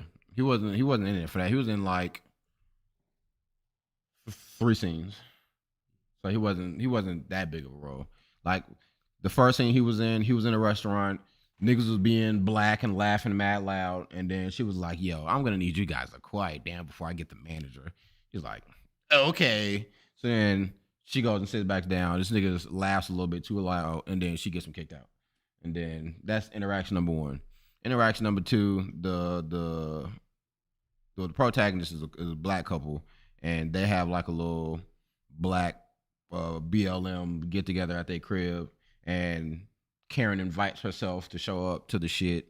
It's nothing but niggas there. And then Karen shows up there, just being racist and saying a whole bunch of shit. And then Rennie's like, that's the bitch that got me kicked out the goddamn shit. He's like, this bitch is crazy. Like, I don't know. I don't know who this movie is for. There's a lot of shit. Like, it tackles a lot of issues, but I feel like if this movie would have came out last year, would do a lot better. It's for the wokey wokes. That's what this movie is for. But I feel like it's because like when it's very BLM, and I won't say that the movement has died, but it was when it was at its peak. It was last year, George Floyd riots, all that other stuff. If this movie would have came out then, niggas would have... This shit is trash, but niggas would have rocked with it just because it's fucking with the movement. But now that the shit has kind of died down and the steam isn't there, now I'm just looking at this as just a movie. I'm trying to look at it from both sides, but just looking at it from a movie, it's not... It doesn't do what it's supposed to do. It's shit trash. Just say it. That shit trash. Stop been trying to dance around it. This shit trash. I said it was trash. You're like, it doesn't do what it's supposed to. Nah, this is bullshit. Now I'm getting in my critical bag. Oh, well, I'm gonna shit on your critical bag for a minute and be like, sometimes you shouldn't race to make movies. No pun intended. That's a good one. That's a good one. But like, no, this shit is trash. But I'm looking at it was like from from the director standpoint, I don't know what the fuck this nigga was trying to do. There's nothing surprising about this movie. Like, it's literally everything that happens in real life happened in this movie. We got her getting this nigga kicked out of the restaurant. We got her kicking over their trash cans and like just being petty. She's of course she's the president of the homeowners association. She's like, yo, I think we'd be a lot better if we got them niggas the fuck out of my neighborhood. Her brother's the sheriff, because why wouldn't he be? You got to have a racist cop in there too. They tried to make her human by saying, you know, well, when I was a lot younger, blacks moved in my neighborhood and they fucked it up, and I think you guys would do the same. So I think we just be like she just straight up said, I just want you niggas out of my neighborhood. She didn't say niggas. I think I want y'all out of my neighborhood. Just straight up said it. Didn't even beat around the bush. Blacks fucked my childhood up, and I don't want y'all blacks to do the same. Get out of here. It's like, all right, Karen. Like I respected her a lot more when she got in that bag. Like when she could, for the most part in the beginning, she was very like being really passive aggressive. Like, you know, classic white woman. I'm gonna say some wild shit with a smile, but towards the end, she just let loose. And I was fucking with that a lot more. Like when niggas lean into it, like that's what like. She said she at one point straight up said, if y'all don't like it here, why don't you go back to Africa? And when folk like then try to stand on it, well, I'm not even racist. I don't know what you got to talk about. There's no way I'm racist. Like, ma'am, just lean into your racism. Just get in your bag. I fuck with you. Of course, what you're saying is wild, but stay in that bag. Yeah, that's when the movie was the most entertaining to me. Like when if you're gonna do some shit, do it. Like at one, like she fucking stops this group of kids. Let me see some ID, buddy. Like, do you guys live here? I need to make sure you guys live. Run me your ID. And then the couple, the black couple, the wife, she starts recording her and stuff, and then there's footage of her recording like, why are you guys doing this? And then blah blah blah. It's tackling a lot of real issues, but because the movie is so fucking shitty, I don't give a fuck about nothing that's happening in this movie. Like when it's executed poorly, it makes you not give a fuck about the real shit that they're talking about. And then at the end, it was such a, they went so,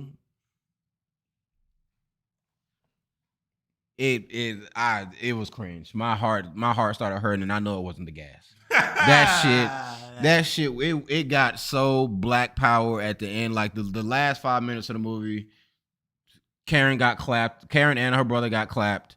Spoils. Who gives a fuck? Anybody watching this? This shit is on BET and not even Plus. So I'll probably go watch that shit for free then, because I got the BET Plus app. I got this shit for Martin. Don't judge me. I feel you. But yeah, Karen and her brother, they both get clapped. So they talk to like a prominent defense attorney in the city, and they talk about like making all this change.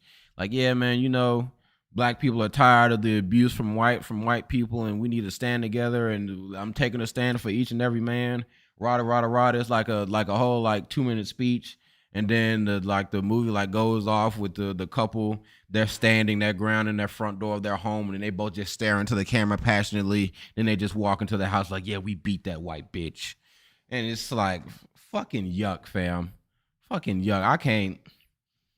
That shit was done so bad. Tyler Perry might have had a hand in this. Nah, look, his name ain't nowhere near this motherfucker. Okay. Well, Coke Daniels is the emptiness and based on script on ridiculing its central monster. As sweet as her tears may be, his emotional saga. Monologue about why all lives matter is nonsense. It's all about knockers button pushing with might become side characters. Yeah, you know. Yeah.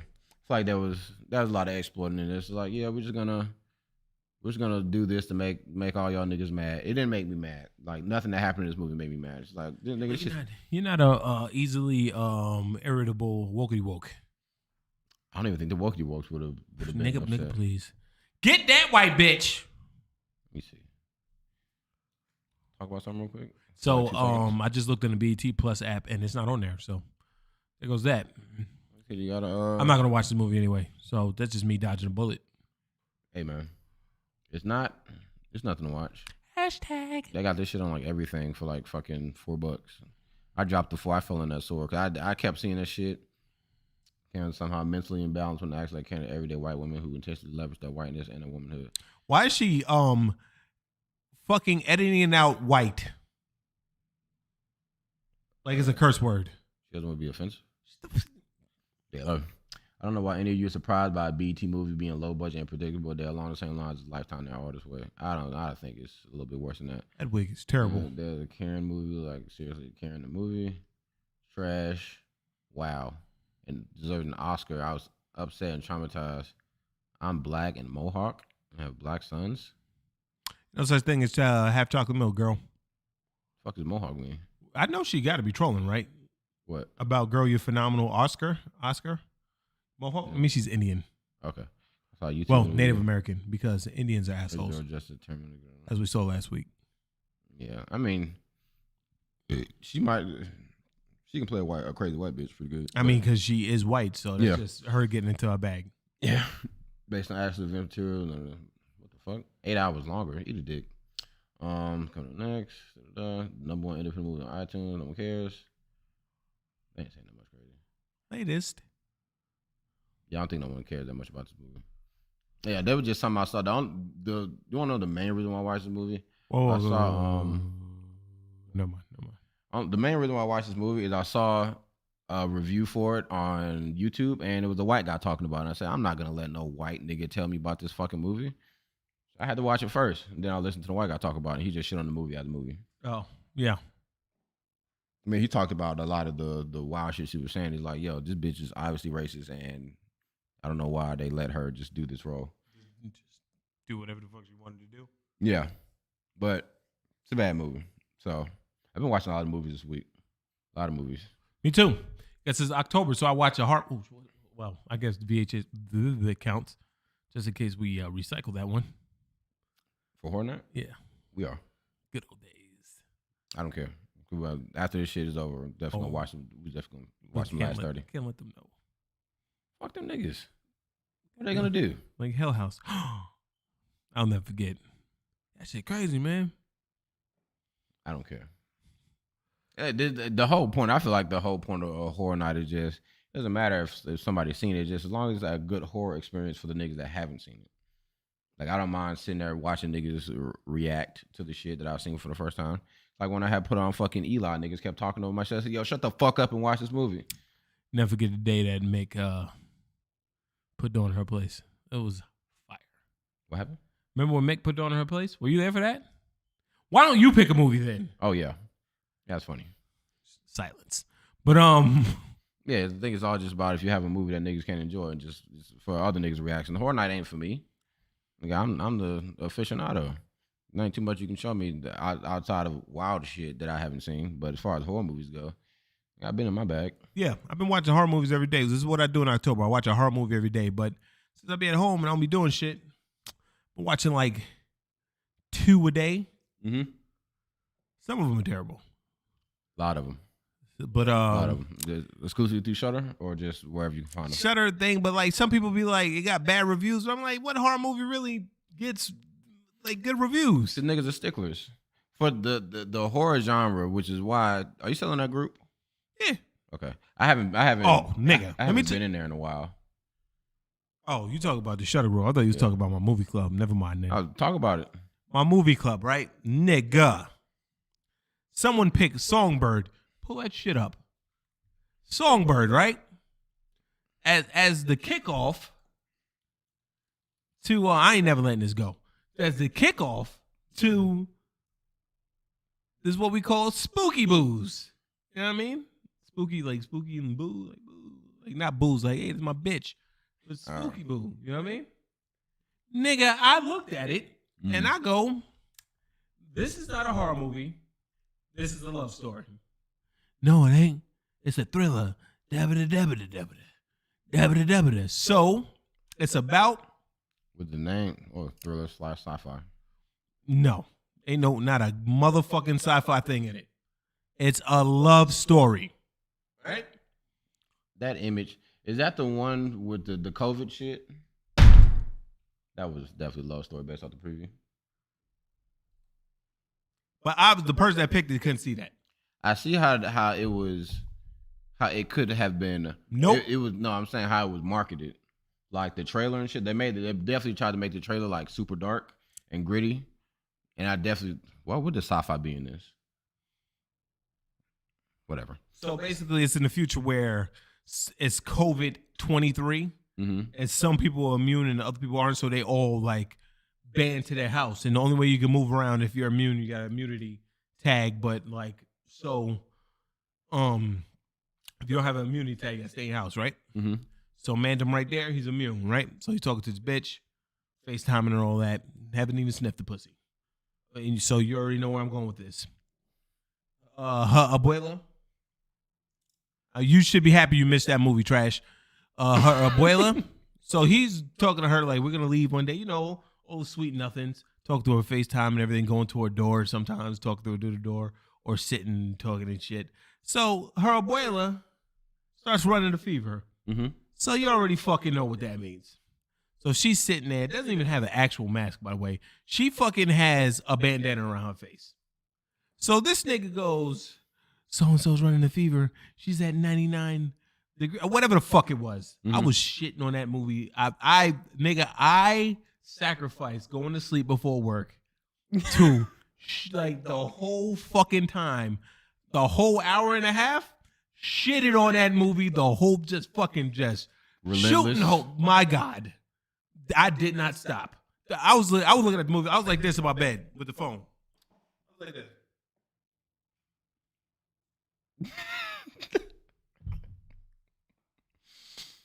Going crazy. Keep people locked up. How the hell were people still getting COVID? Because it was airborne. It mutated and became airborne. That's crazy. Yeah. So the abuela gets what you call it, right? So if you got COVID or you're around COVID, they take you to this camp. So he don't want this bitch to go to this camp. So the abuela starts getting sick. She's in the bed because the next door neighbor died first. So the abuela died. I think the next door neighbor gave him a pencil or some shit. And I guess COVID was on him. But who gives a shit? This was one of the things where I said Michael Bay was a producer. I said this is one of these movies where you don't rush to be first. Yeah. Right? So he's fucking go. Yeah, because this shit came out in October. Nigga, COVID popped off 6 months before that. That shit came out in December. Yeah. Oh, this is a trailer in October. Yeah, this shit came out in December. Okay. Nigga's like, yo, we about to get this shit. Let's get this shit. Let's get this shit. Let's get this shit. But But even still, like that's not a long enough time to produce anything that's worth a damn. But basically, number one, this wasn't a fucking horror movie. Maybe I ain't gonna put their business straight, but maybe to them because what they got going on. I mean, it's my people's though. But son, this nigga goes. They do the temperature check. She does her temperature check because it's phone now. It's phone activated. You do your temperature check. All right, you good? Then they temperature check the abuela. Bitch, 103 degrees. Authorities, we're coming to get you. So this nigga is like, I'm gonna get you an immunity badge. She was like, no, don't even worry about it. Don't even worry about it. The writing on this movie was fucking terrible, by the way. Don't even worry about it. No, just go. Just live your life. Just for some bitch that I ain't even fuck, I'm gone. That's you. That is you. So this nigga risks his life all around town to get this bitch an immunity badge. And then like when the abuela dies, she goes, Did you get the badge? Typical woman, by the way. Did you get the badge? I'm working on it. I'm doing my best. This nigga gets shot. This nigga gets stabbed. He gets beat up. And at the end, he gets it a fucking badge. And then they fly off into the sunset. Please tell me what's scary about that. Corny as fuck. And that's definitely, they probably just, because this movie at the time, I remember when I saw the trailer for that, like, it does look, that's a very interesting concept. But at its core, based off the image alone, it's not a love story to you. That's not a love story ass image. That's what I fucking said. That's literally a love story image. I gotta talk to you through the wall, but I still want to be there I can't be there for you physically. So I'm gonna just rub the wall that you're rubbing, and you know, whatever. Bro, whatever that's what I that means. fucking said. I know, but everybody's. So that's what was. I couldn't be in that. So club. you saw Karen. Mm-hmm. I saw this bullshit. Now we need more people like me in there, because everybody, it's a nice club and everything. Everybody's cool. Mm-hmm. Sometimes I call niggas out, but then I be for the most part when they be doing the movie shit, they fuck my schedule up, so I be sleeping shit. So Yeah. but when I do be awake, I do watch. Yeah. But just Songbird's so terrible. We should lose some viewers. Didn't even talk about that shit. Yeah. Just like I was saying about how niggas are sticklers, like you like the shits on Shudder be getting bad reviews. Like niggas, when it comes to horror, niggas are very weird with how they like rate them. Like niggas are sticklers for shit. Like I didn't get scared, so the shit was trash. Like when you've been watching shit for so long, it's not too much shit nigga can do to really like scare you. Like a nigga get you to jump, but that's like what is really like made when the last time like fear is set in. Like That's why Annabelle Creation is a fucking good movie, because that movie, even if you've seen the shit, that motherfucker makes you feel uneasy. Like, and that's about as far as it can get. But as far as like, and that's few and far between. Like I said, that movie came out dummy long ago. Like I remember the gays got kicked out of the movie theater. I want to say that shit came out like 3-4 years ago. Yeah, well, it had to be because Ray was still down here. And we went to go see it at Atlantic Station. I'm gonna say 2017. Yeah, bodied. Yeah, but that shit, the shit it's rare. Like you might get one a year. That's like this is a banger. It's one a year, nigga. Like one every couple years. Yeah, I say other than that, like the last one before that, or the last one in recent memory for me is probably.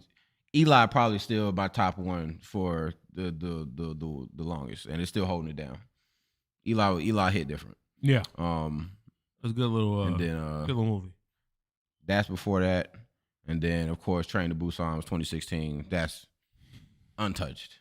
Don't care. No, I don't think, and that wasn't even like a true horror movie. Like that's just as a movie in general. And everybody gave it 10s except for LeVay because he had to read. And that just shows to me that he's either a slow reader or ESL.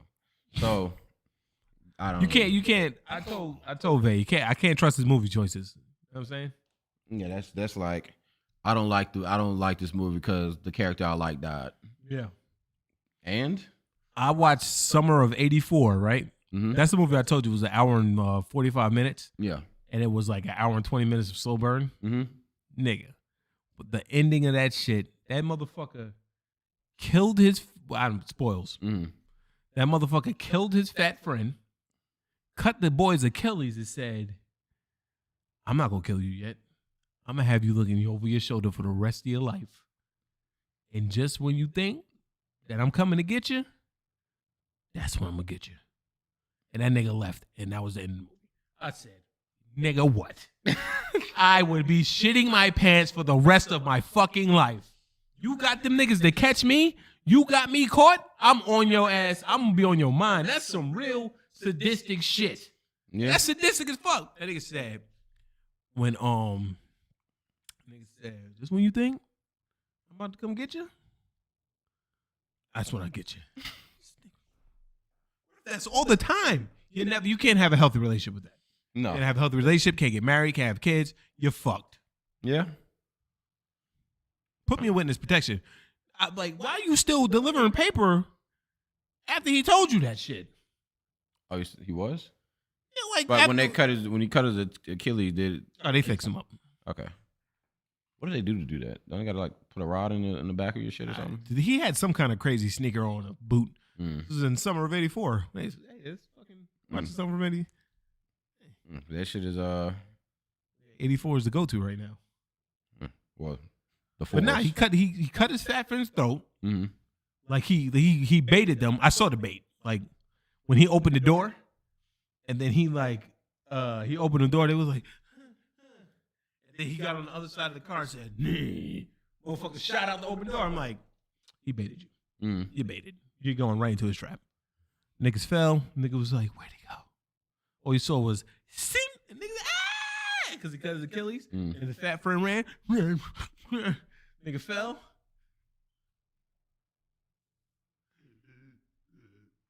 That movie for when they did show the gore, that's gory.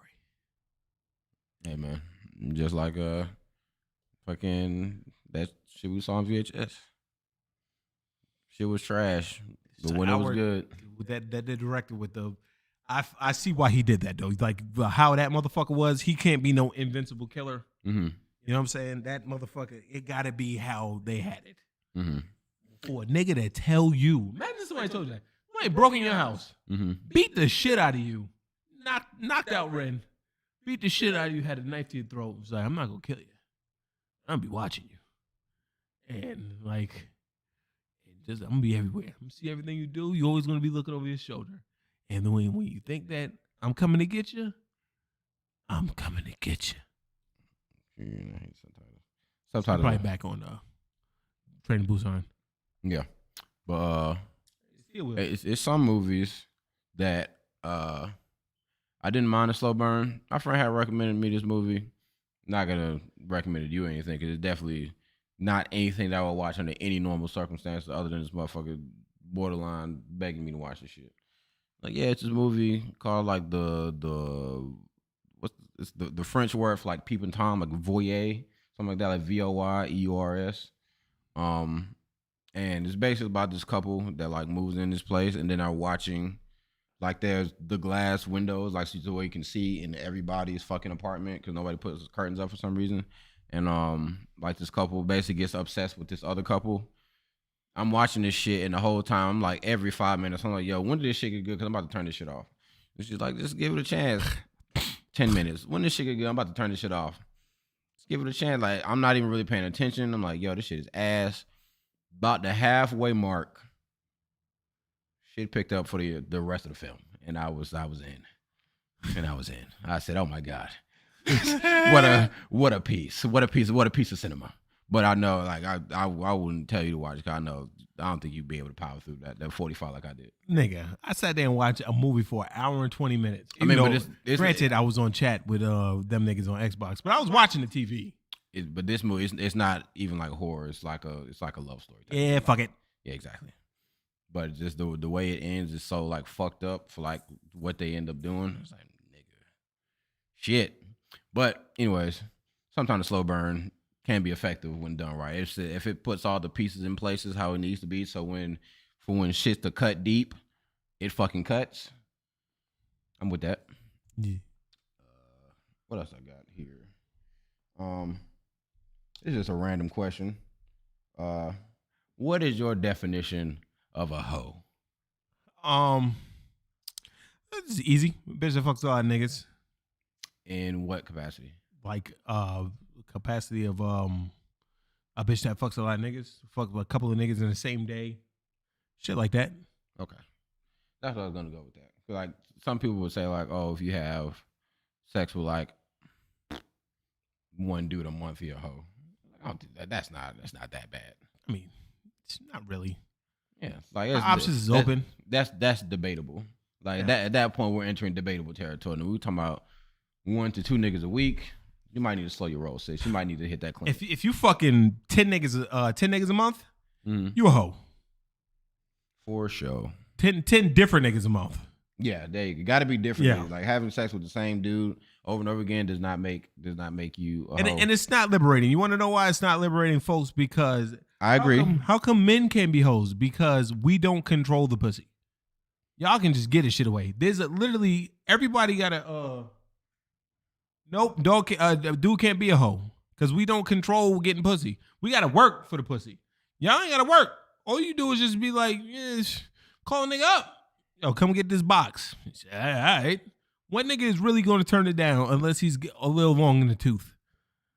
Like some people. Is that an old man slang for gay? No, old man slang for old. Long in the tooth. Oh. But nah, dudes can't be hoes, man. They can't because we gotta work. We gotta work. Some niggas found a cheat code to the game when they can finesse a lot of bitches and knock them down. But the whole point of a dude is to procreate. So you gotta fuck. You know what I mean? I don't know if I subscribe to that theory because That's how niggas end up with fucking 10 baby mamas. That's because they doing it the wrong way. You gotta wear a condom and pull out when you nut. Niggas don't. And that's why niggas need to relax. So niggas, Ain't no lies. Ain't no lies. Niggas are animals. Women always say that, nah, niggas can't be hoes, man. Because we can bag bitches. We can finesse them, but... I mean, I agree with what you're saying. We don't control access. No. Not to quote Kevin Sanders, because I don't like talking about this nigga on here, but he said, women control access to sex, men control access to relationships.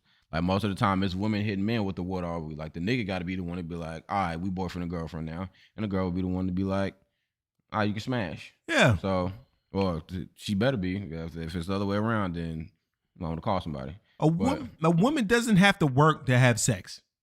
Niggas got to work. Now that I do agree with that. It's most of the time, if any woman, it's like, yo, who want to have sex, even if she's not attractive, a nigga may not be up front with it, but he might, slide me your number, give me your details. I'll pull up on you later. Like, just because a nigga don't want to be embarrassed to go smash a ugly broad or whatever. Hey, but ugly bitch got the best pussy. But it is. I would definitely say I agree with that point, but I don't know if I wouldn't go as far to say that. If a dude is smashing that many chicks in a day, nigga, you better make sure your shit is tested, big dog, for your dick fall off. Oh yeah, yeah. And I don't think most niggas is playing it that safe. I know somebody that is. Now, I'm actually proud of that person. One person. But I don't be talking to niggas like that about sex capades. Yeah. But niggas usually be like, hey, babe, what you been up to? I just been chilling, man. Yeah. But niggas that be on that type of time, I feel like I don't know if most niggas is playing it as safe as they could be. It's like when niggas it's just how niggas end up with mad kids and baby mamas. A bitch tell you to fuck raw, niggas gonna be like, heck yeah. Exactly. Whatever. And niggas don't be having no self-control. Nah. Like, yo, that shit feel too good. I'm about to... All right, I'm out of here. Shout out to me. In what way? All right, I'm out of here. Nah, I always bag up, baby. Yeah. Always bag up. I don't know. I feel like before niggas should do shit like that, niggas should truly know what their pullout game is. Niggas overestimate themselves far too often, and that's how niggas end up with 8 baby moms. That's when them bitches lock you up. But if you got 8 baby moms, that means you just stop trying at 3. Yeah. The first one, you get a mistake, or you one of them niggas that just want to just have mad kids, just so your seed is still one of them niggas. Idiocracy. You still haven't watched that movie. You need to watch that fucking movie, man. Nigga watch it Voyeur and shit, and then go and watch it Idiocracy. Because I don't care. What year that movie come out? I don't remember. Old as fuck. If it's before 2010, only movie I'm going back to watch before 2010 is Step Brothers and Roll Bounce. These are like 2007, 4. 6. Come on now. One dude a month. Said it's debatable. She's behind a little bit. Yeah. You might want to fast forward to where it says live, or unless you just want to keep up with the conversation. Probably. But one dude a month. Like I said, that's when that's debatable. If someone says you're a hoe, if you only smash one dude a month, then I think you're exaggerating a little bit. It's 12 niggas in a year. 365 days. That's 12 divided by 365. That's a different dude every 30 some odd days, or every 30 days. It's not hoish. That shit borderline. I don't know. I mean, I feel like motherfuckers could do a lot worse. I feel like the thing that I think would like instantly would be like whole vibes is that if you're getting like trains ran on you, and like if you're doing anything with multiple men at any point, you're out of here. I mean, it could be just one time where you get fucking sandwiched. I mean, one time, but I feel like sometimes, girls get finesse to that shit, like to get sandwiched. Girls get finesse sometimes, but you got to get out. And they don't want to be like they don't. All right, fuck it. You know what I'm saying? Yeah, but you're a hoe. I seen a bitch get finesse to that shit, and I was just like, damn. It's like 4 niggas walked in the room. It's like, yo, nigga, we out. Cause wait, and I never understood. How do you feel about the concept of shit like that? Yo, the train. Don't be the caboose. Go first if you can. Alpha male your way to being first. The niggas be like just staying in the room like while the shit is happening. Or Sometimes tag niggas is weird like that. Nigga. It's just Yeah, like shit. watching porn. No, it's your homeboy's ass thrusting, just fucking thrusting. Don't be the train, but you know what? But like I always say, one nigga always wipes the train. Always, never fucking fails. I remember remember that night, horror night. That night we came from the trail shit, and Shorty was in the room. That was you know somebody got a train ran on them. For sure. And then she's a hoe for sure. Said to me, I feel like once you if you say yes I feel like if you say yes, like you know it's coming like outside of the finesse, like, oh yeah, come on, bring your niggas. Then I feel like you're unredeemable. You're to the streets. For me anyways. Sorry. I mean, I said for me. That's just a personal thing. I told niggas like this. I'm gonna be real with niggas. Like, at my age, I need a bitch with at least about 10 bodies. 10, 15. Maybe even 20. I mean, she can't be like 21, though. Like, bitch, come on. What? Like 21 with 20 bodies? Oh, I mean. So you got active. Probably at a young age. Unless she did them all in 1 year. And then at one point. So she'd be a hoe? Is she smashed 21 dudes in a year? Yes. Okay. I remember a bitch told me, yeah, I lost my virginity in like 2000 and fuck she say 2003. I said, oh man, how many people? No, that's wrong. I forgot the year. She said a year though, and then she was like, she lost her virginity the year, and it was that year, and we were like 8 months in, and she said she fucked about 30 people. Bitch was on a rampage. She's for the streets. Yeah, damn, man. And I feel like with shit like 31. I feel like a shit like that. Do you forget that like, let's say they say like turning a hoe into a housewife or whatever. Do you just let that shit go? Like, say you try to come in as like, yeah, I just, I had a wild past and I fucked like 47 dudes in like 3 years ago, but I'm different now. Accept me for me. Listen, if you fuck that many bitch niggas, you gotta come into the understanding like, listen, bitch, I'm gonna do me. You know what I mean? You can't say shit. A lot of niggas. It's a lot of men. And you can't say shit.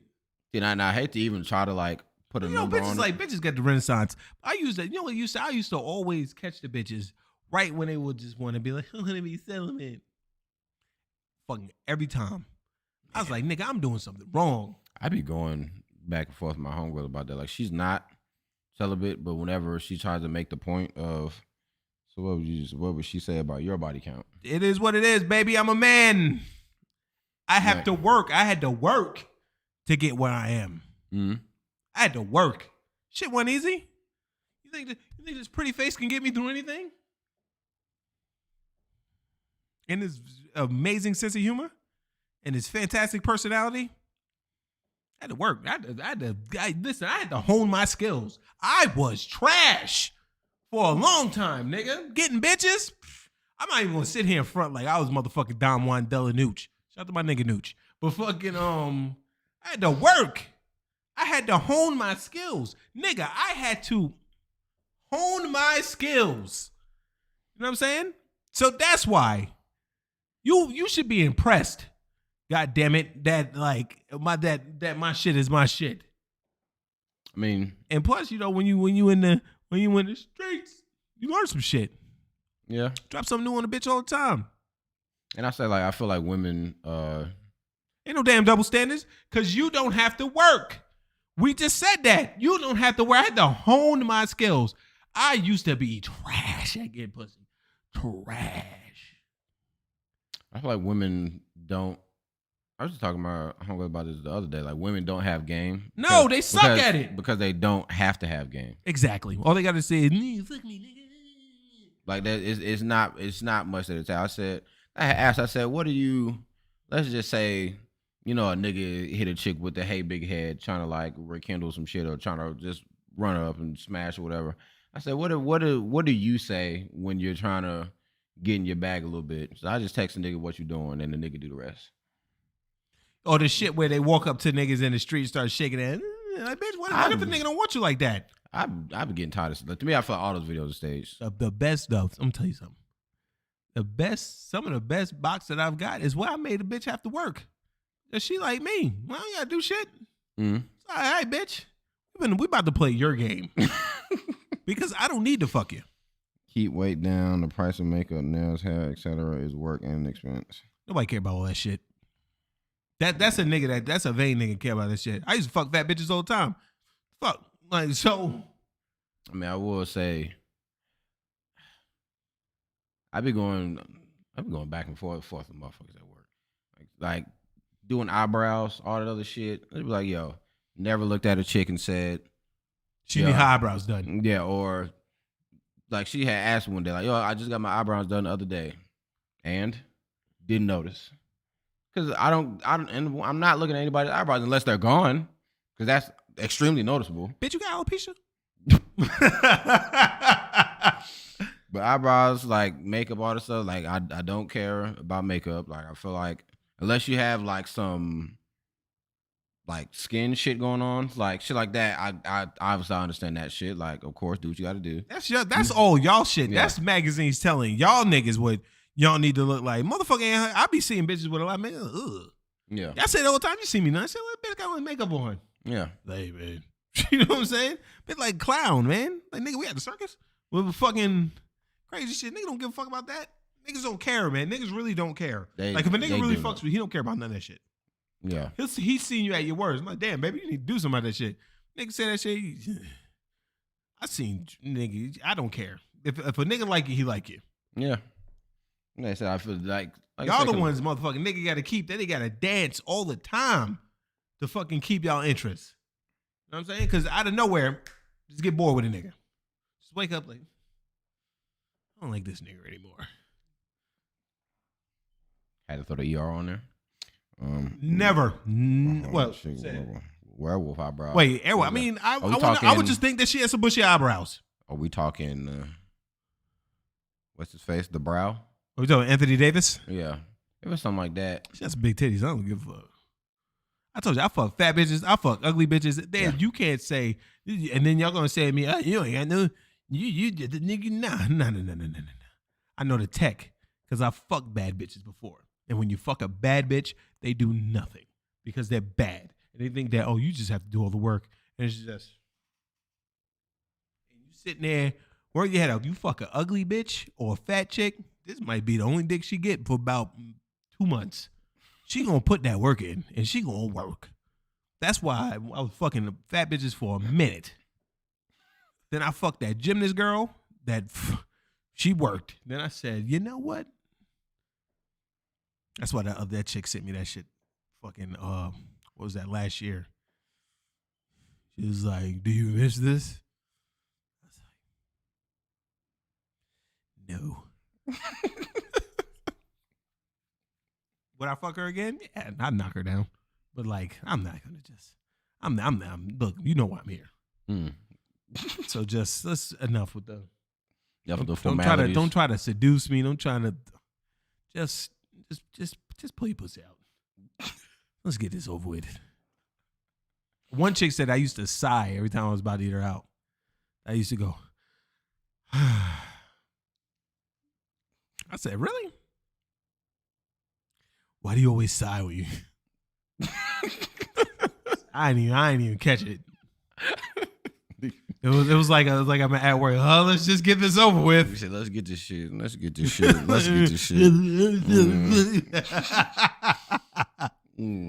Hopping money.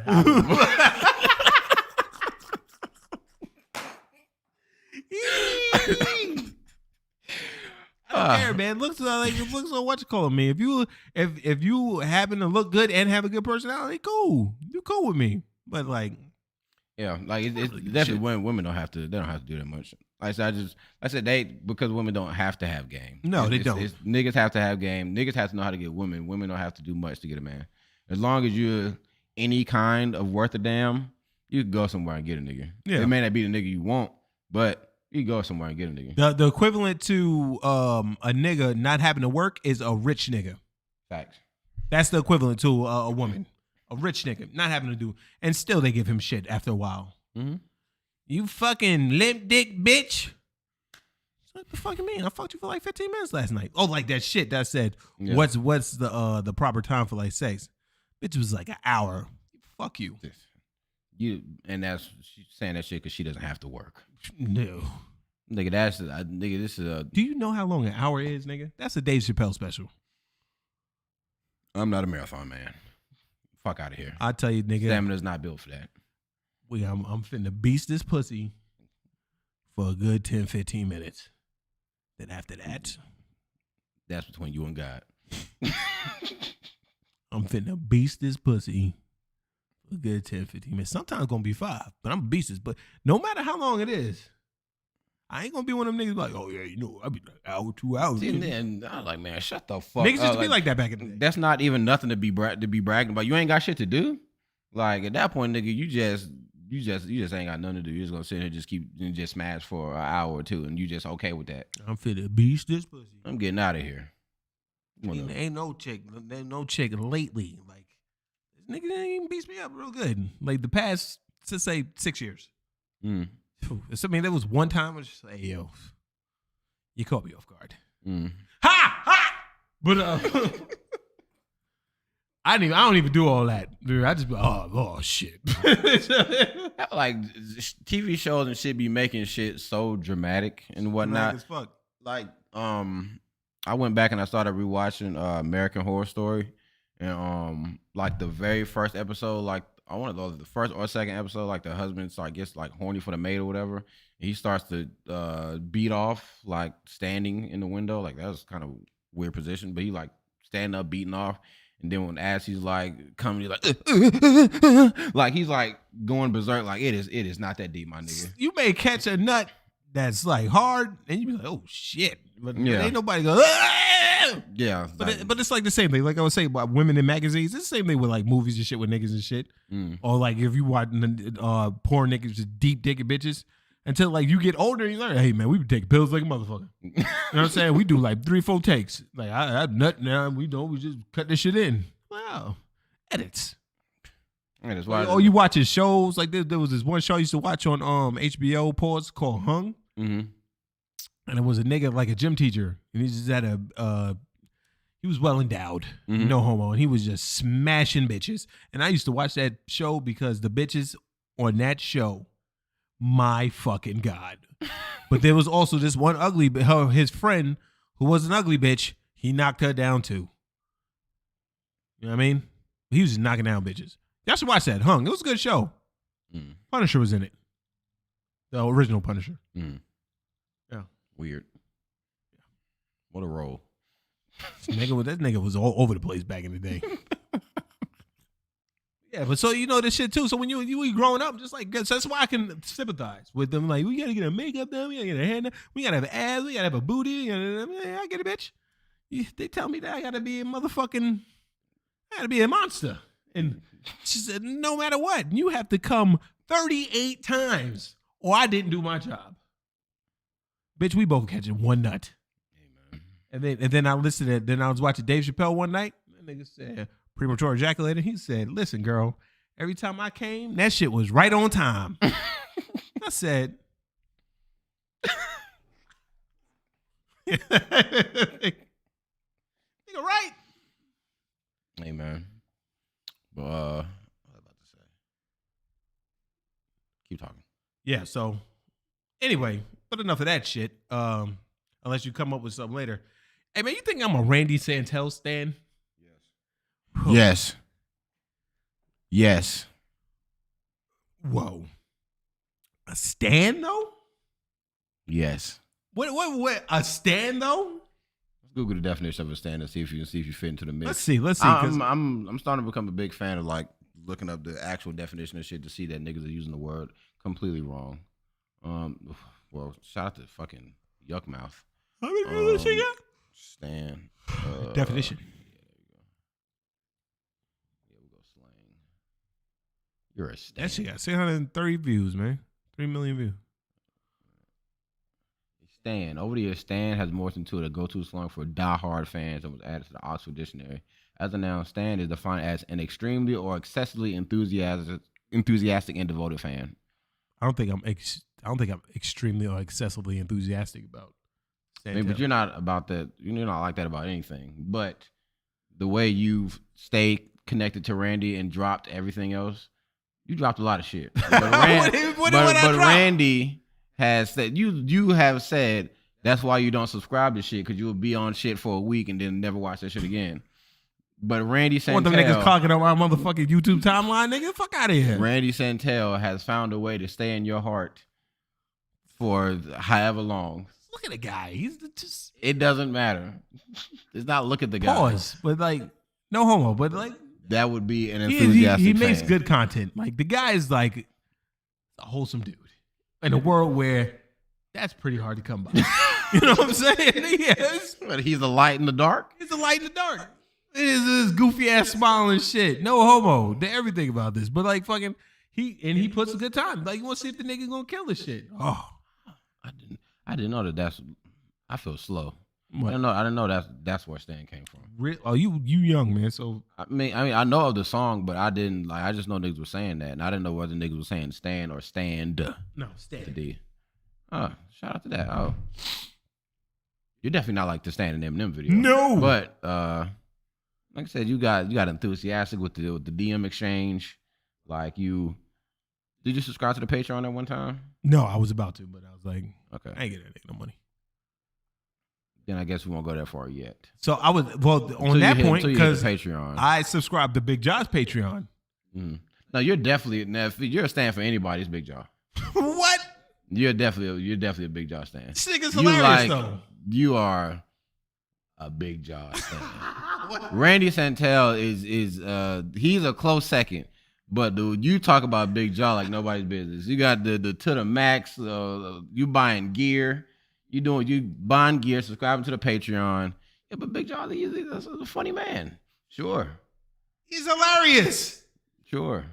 I'm not saying that he's not, but your love of Big Jaw it exceeds everybody else. I don't think that. There's a lot of niggas that subscribe to his Patreon. We ain't talking about them. We talking about you, nigga. He's funny. Okay. He's funny. I would like somebody to. Niggas really don't support niggas no more. Pause. So you know, I'm just saying, like, hey man, you don't support Randy Santel? I do. I'm subscribed to his page. I watch every single fucking video that he drops. Yeah, even if it was him. Them 3 cents of ad revenue really is helping him out. Subscribe to his fucking Patreon. The money goes directly to him. No, good. Exactly. Let's talk about Big Jaw again. He has uncensored videos on his Patreon. Sure. Define uncensored. With swear words? Yeah. With explicit content from the women? I mean, not yet, but one can only hope. Because them bitches be stacked. I wonder why he be finding them motherfuckers. Like everybody in his video is like fucking 38F. Like what the fuck you find these women at? Like them bitches be stacked. You know how to pick them. That's one thing I will say. That's where fucking I first seen Lisa Yarrow, and I be on. I ain't even follow Lisa Yarrow on TikTok, but I be on her TikToks like, you know how them niggas be at the door, like looking at this shit, be like, nigga, I'm like that on the TikTok. I be like, she thick as fuck. She thick as fuck. Tell it about everybody in Big Jaw's video. That shit is. But some of them bitches in hand, like that one bitch that looks like a doll. Like, yo, where you find this bitch? She had fat ass big titties, but just small waist. But she like, hey man, they can't all be hitters, you know. Nah, but that motherfucker, that nigga, That nigga is. Look at you, you looked off into the distance and shook your head and just wow. I'm talking about that nigga be getting the bitches. I don't want to hear that. No, you thought about just wow, it's Big Jaw's content, man. Wow. He's Oh funny. my God. He's funny and what relatable. a phenomenal man, and what a way that he sets up his content for me to consume. He's funny and relatable. Funny and relatable. Yeah. Two. Me. Okay. Shit is hilarious. And that's why you're a stan. I wouldn't say I'm a stan though. Sure, that's why. I feel like stan is that's overblown. I feel like saying that the actual definition of stan, I feel, is a little extreme. It's on the extremist side, but you are on the way. It's only because you don't just because of how your personality is, you could never be a true stan to anything. But if you were a stan for anything or anybody, it's Big Jaw. Listen, are you saying if Big Jaw was to come across this and then be like, yo, come to LA, we're gonna put you in a couple videos where I go? Of course I would. All right. I could use the exposure. I mean, we could use the exposure.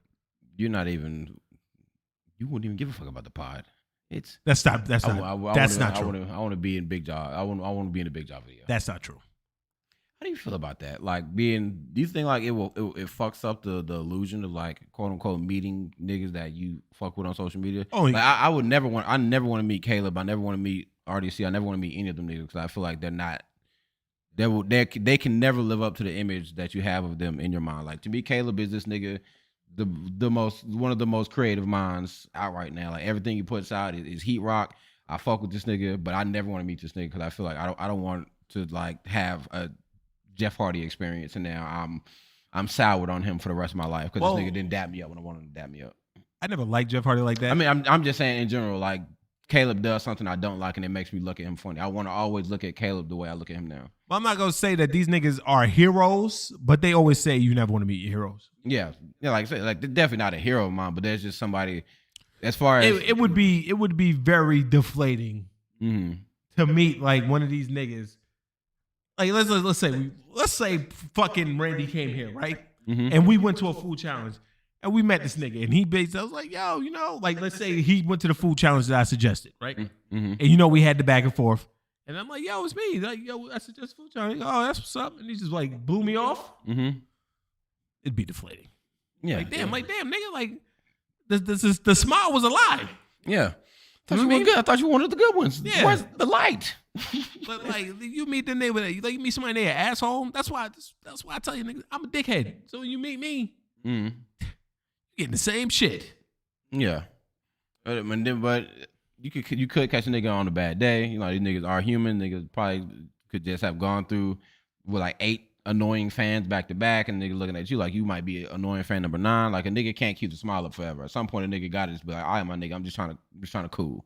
You caught me when I'm trying to cool, and my bad if I fucked your experience up. But I would never want to meet anybody, like any content creator that I fuck with. I don't want to meet any of them niggas. I'm gonna be real with you. If niggas like when we blow up and if fans had to meet one of us, I would rather it be me. Why is that? Because you are a steely motherfucker. That's I could fake the funk. I wouldn't even necessarily say fake the funk, but I could have a conversation with a nigga. But it would all depend on how niggas approach.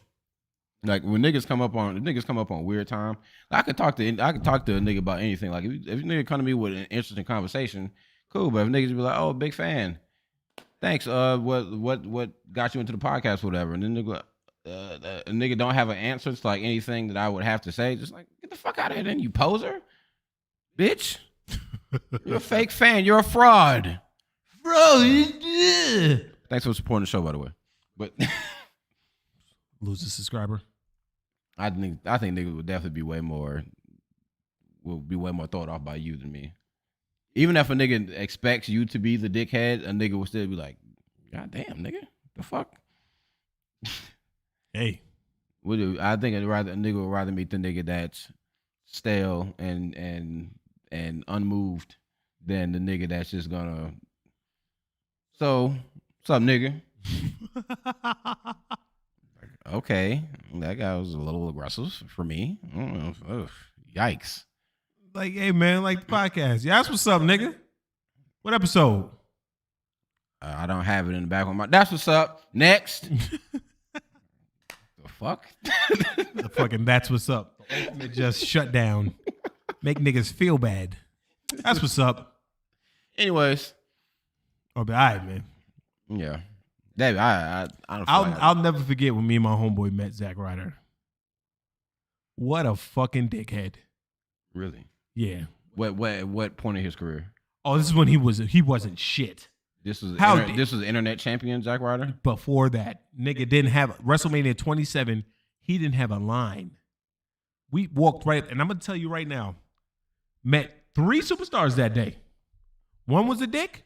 2 were the coolest motherfuckers I ever met. That's why I support them to this day. Motherfucking walked up to Zack Ryder. I was like, yo, I'm from Long Island too. He was like, oh yeah? I was like, you know it. And nigga said, I'll never forget. You know that gif of Ryan from The Office writing in this shit of all the people he's gonna get back? That was me in my mind. So now I'm in this. Me and my homeboy. This nigga was a dickhead. Damn, we all from the same place, nigga. How you fucking act like that? We from the same place. Yeah. Go to the other one. New tag team just came through. Probably been in WWE for a year. Usos, face paint, all that bullshit. Back when they were, didn't dance and all that shit. Yeah. There was little thick boys. Pause. You know what I'm saying? Went up to that. Yo, what's up? Nigga? Y'all cool as fuck. He was like, yo, got up. Dapped us up. Said, yeah, so when they putting the belts on you, yo, we gonna get them shit soon. Niggas was real. Uso penitentiary for life. For life, nigga. They could have been dicks too.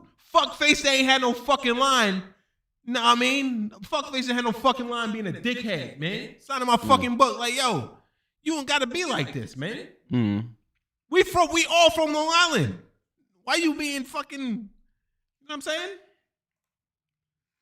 Nigga had no line. This is before nigga had no line, fam. This is when he was done with like the Undertaker shit. He was back with, he had the long pants and the no pants on the other side. Yeah. That was that Zack Ryder. Nigga, how dare you?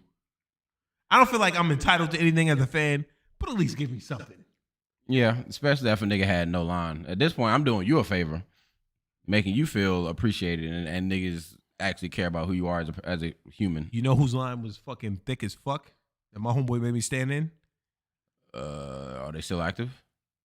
On a little bit. She got super straight. She look weird now. Rosa Mendez. Really? Yeah. We got a picture with that bitch. What year was this? At WrestleMania 27? WrestleMania 27. So that was 10 years ago? Yeah. Rosa Mendez. I don't remember her ever being popping like that. It must have just been niggas just pulling up just to see some titties or something. Hey, them shits was out. Them shits was, and I was.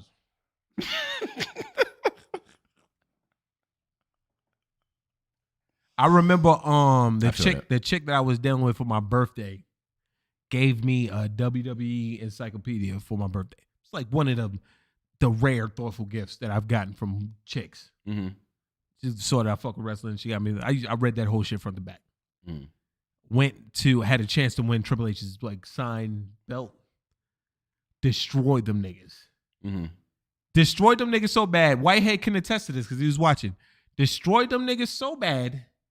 I beat them. I whooped them niggas so bad. They gave the niggas a chance to catch up instead of just giving me the win. Mm-hmm. And I still beat them niggas. Who was the guest? I remember the question. Who was the guest spot person in the 2001 Royal Rumble? And I said, Drew Carey. He was like, it's a 2-part question. That's all these niggas trying to fuck me. Mm-hmm. Who eliminated him? He eliminated himself. Fuck with me. Royal Rumble's my favorite event, bitch. I know everything about Royal Rumble. This nigga knows that. Royal Rumble my favorite event. When October come around, watch a horror movie every day.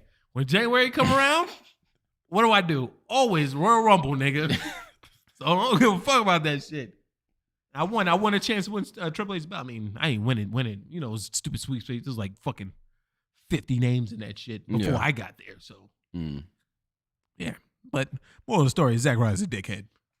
Yeah. But I'm not a hater. Niggas entertaining a little lately. The shit he got going on now is the best work of his Yeah. whole career because this nigga really has never had a chance to shine how I guess he wanted to. But like even if you went heel in WWE, no one would give a fuck. Nah. So I think now him being independent, he's Going, you being a WWE guy, going to GCW and then winning the heavy. Instant hate. Niggas are gonna lose their mind. Almost bought that nigga shirt, but the shit didn't go through. So the blood shirt with the motherfucker like this.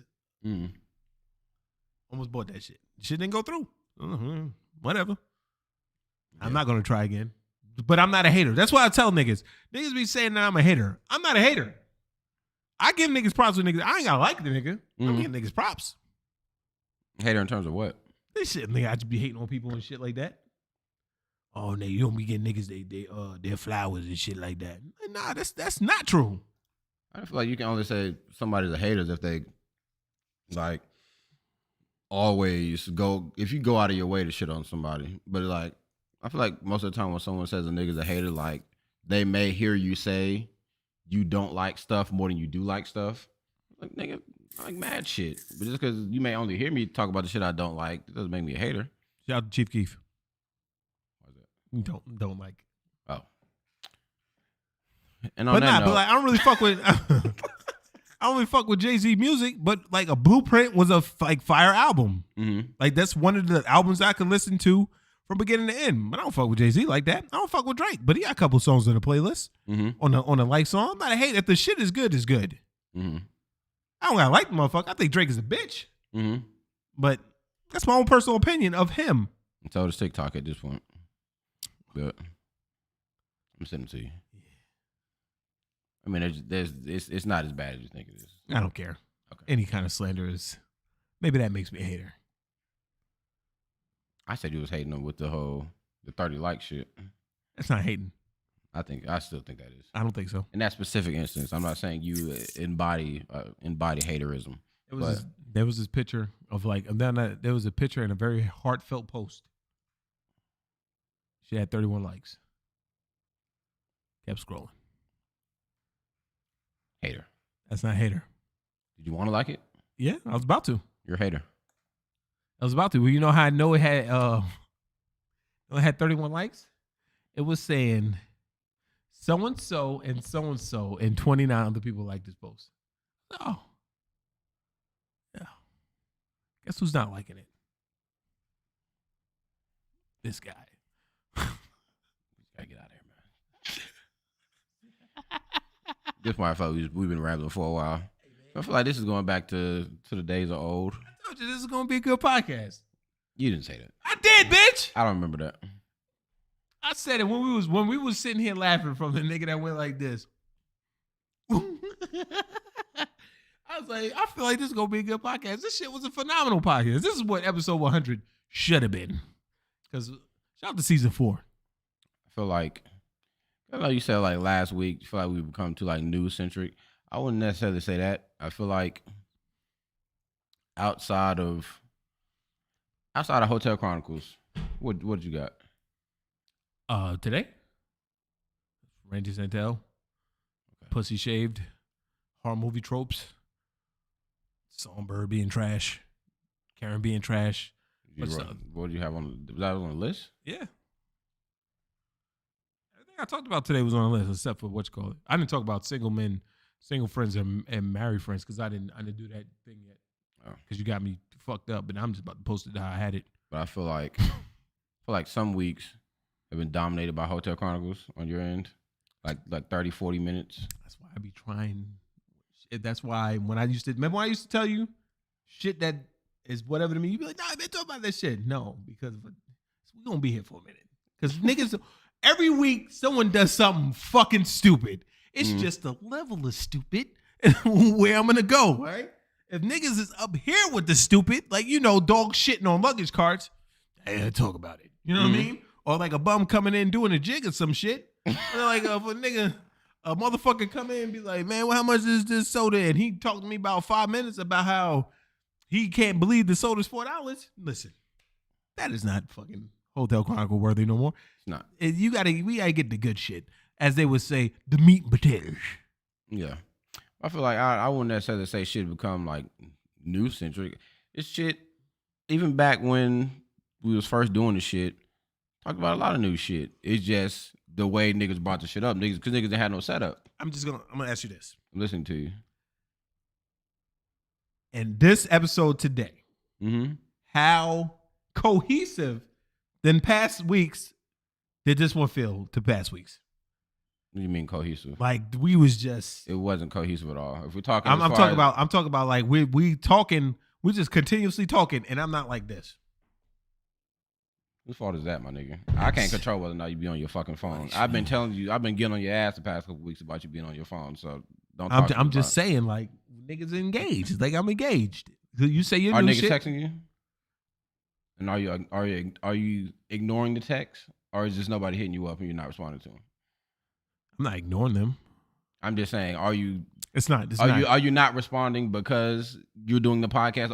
Or because we're talking? Or are you not responding because they're not saying nothing worth responding to? 50-50. Exactly. No, 50-50. They're still exactly to me.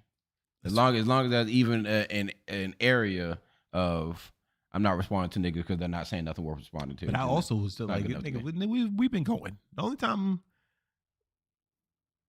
is when you was talking about Karen and then when I was talking about Hotel Chronicles. But other than that, we've been here. Fuck Zack Ryder. I don't know, man. I ain't saying kill it. I'm just saying like. I mean, I'm not saying that either because I'm not. I'm just saying I feel like going back to the days of old is not as easy as you're making it seem. Yes, it was. But you know. I can say today was more so. Like you said, I think it's all off like energy. Yeah. Like going into this, like before we started looking at VHS, looking at TikToks, niggas is laughing, niggas is already thinking about crazy shit, and then looking at the fucking Dave Chappelle shit that I didn't talk about right before the shit started, and then it's like, yo, what the fuck is going on, man? Like when niggas get in the headspace, when niggas is in the right headspace to just go back and forth, and niggas is here,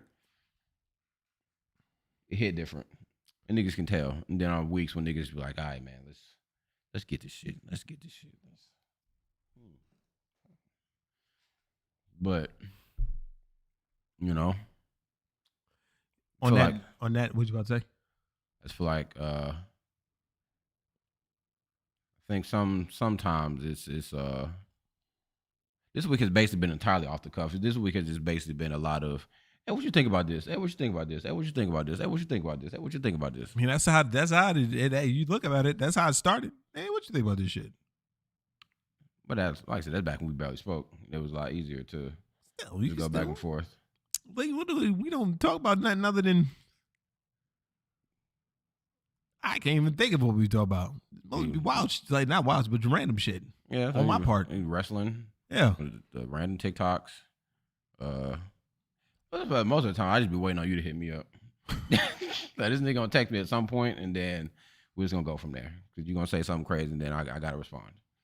But you know, like back then, it was a lot of like when Mick was here the first time, we talked about the chick with the chamomile tea. He got poisoned by kids. Technically, that is a news topic. It's just the way niggas go about tackling said topic. I think it's the way we tackle topics that makes a difference. Like a nigga would talk about some shit and be like, that shit is crazy. Like, it is. But it's like niggas not looking at shit from outside the box. Like niggas not looking at shit from the big picture. Like, I don't know. But we can get out of here. I'm trying to finish VHS. Hey man, so on that note, you know, just want to say I hope everybody enjoyed episode 100. Who's that? That Bell? I got no damn cast. It would be host issues, motherfucker. We ain't got no issues. Shut your ass up, Bell. Welcome back though. Where'd that come from? What? Cast issues. He probably just hearing us talking about shit. Oh. Being a black bastard that he is. So, but on that note, shout out to Randy Santel. Shout out to Big Job to the Max.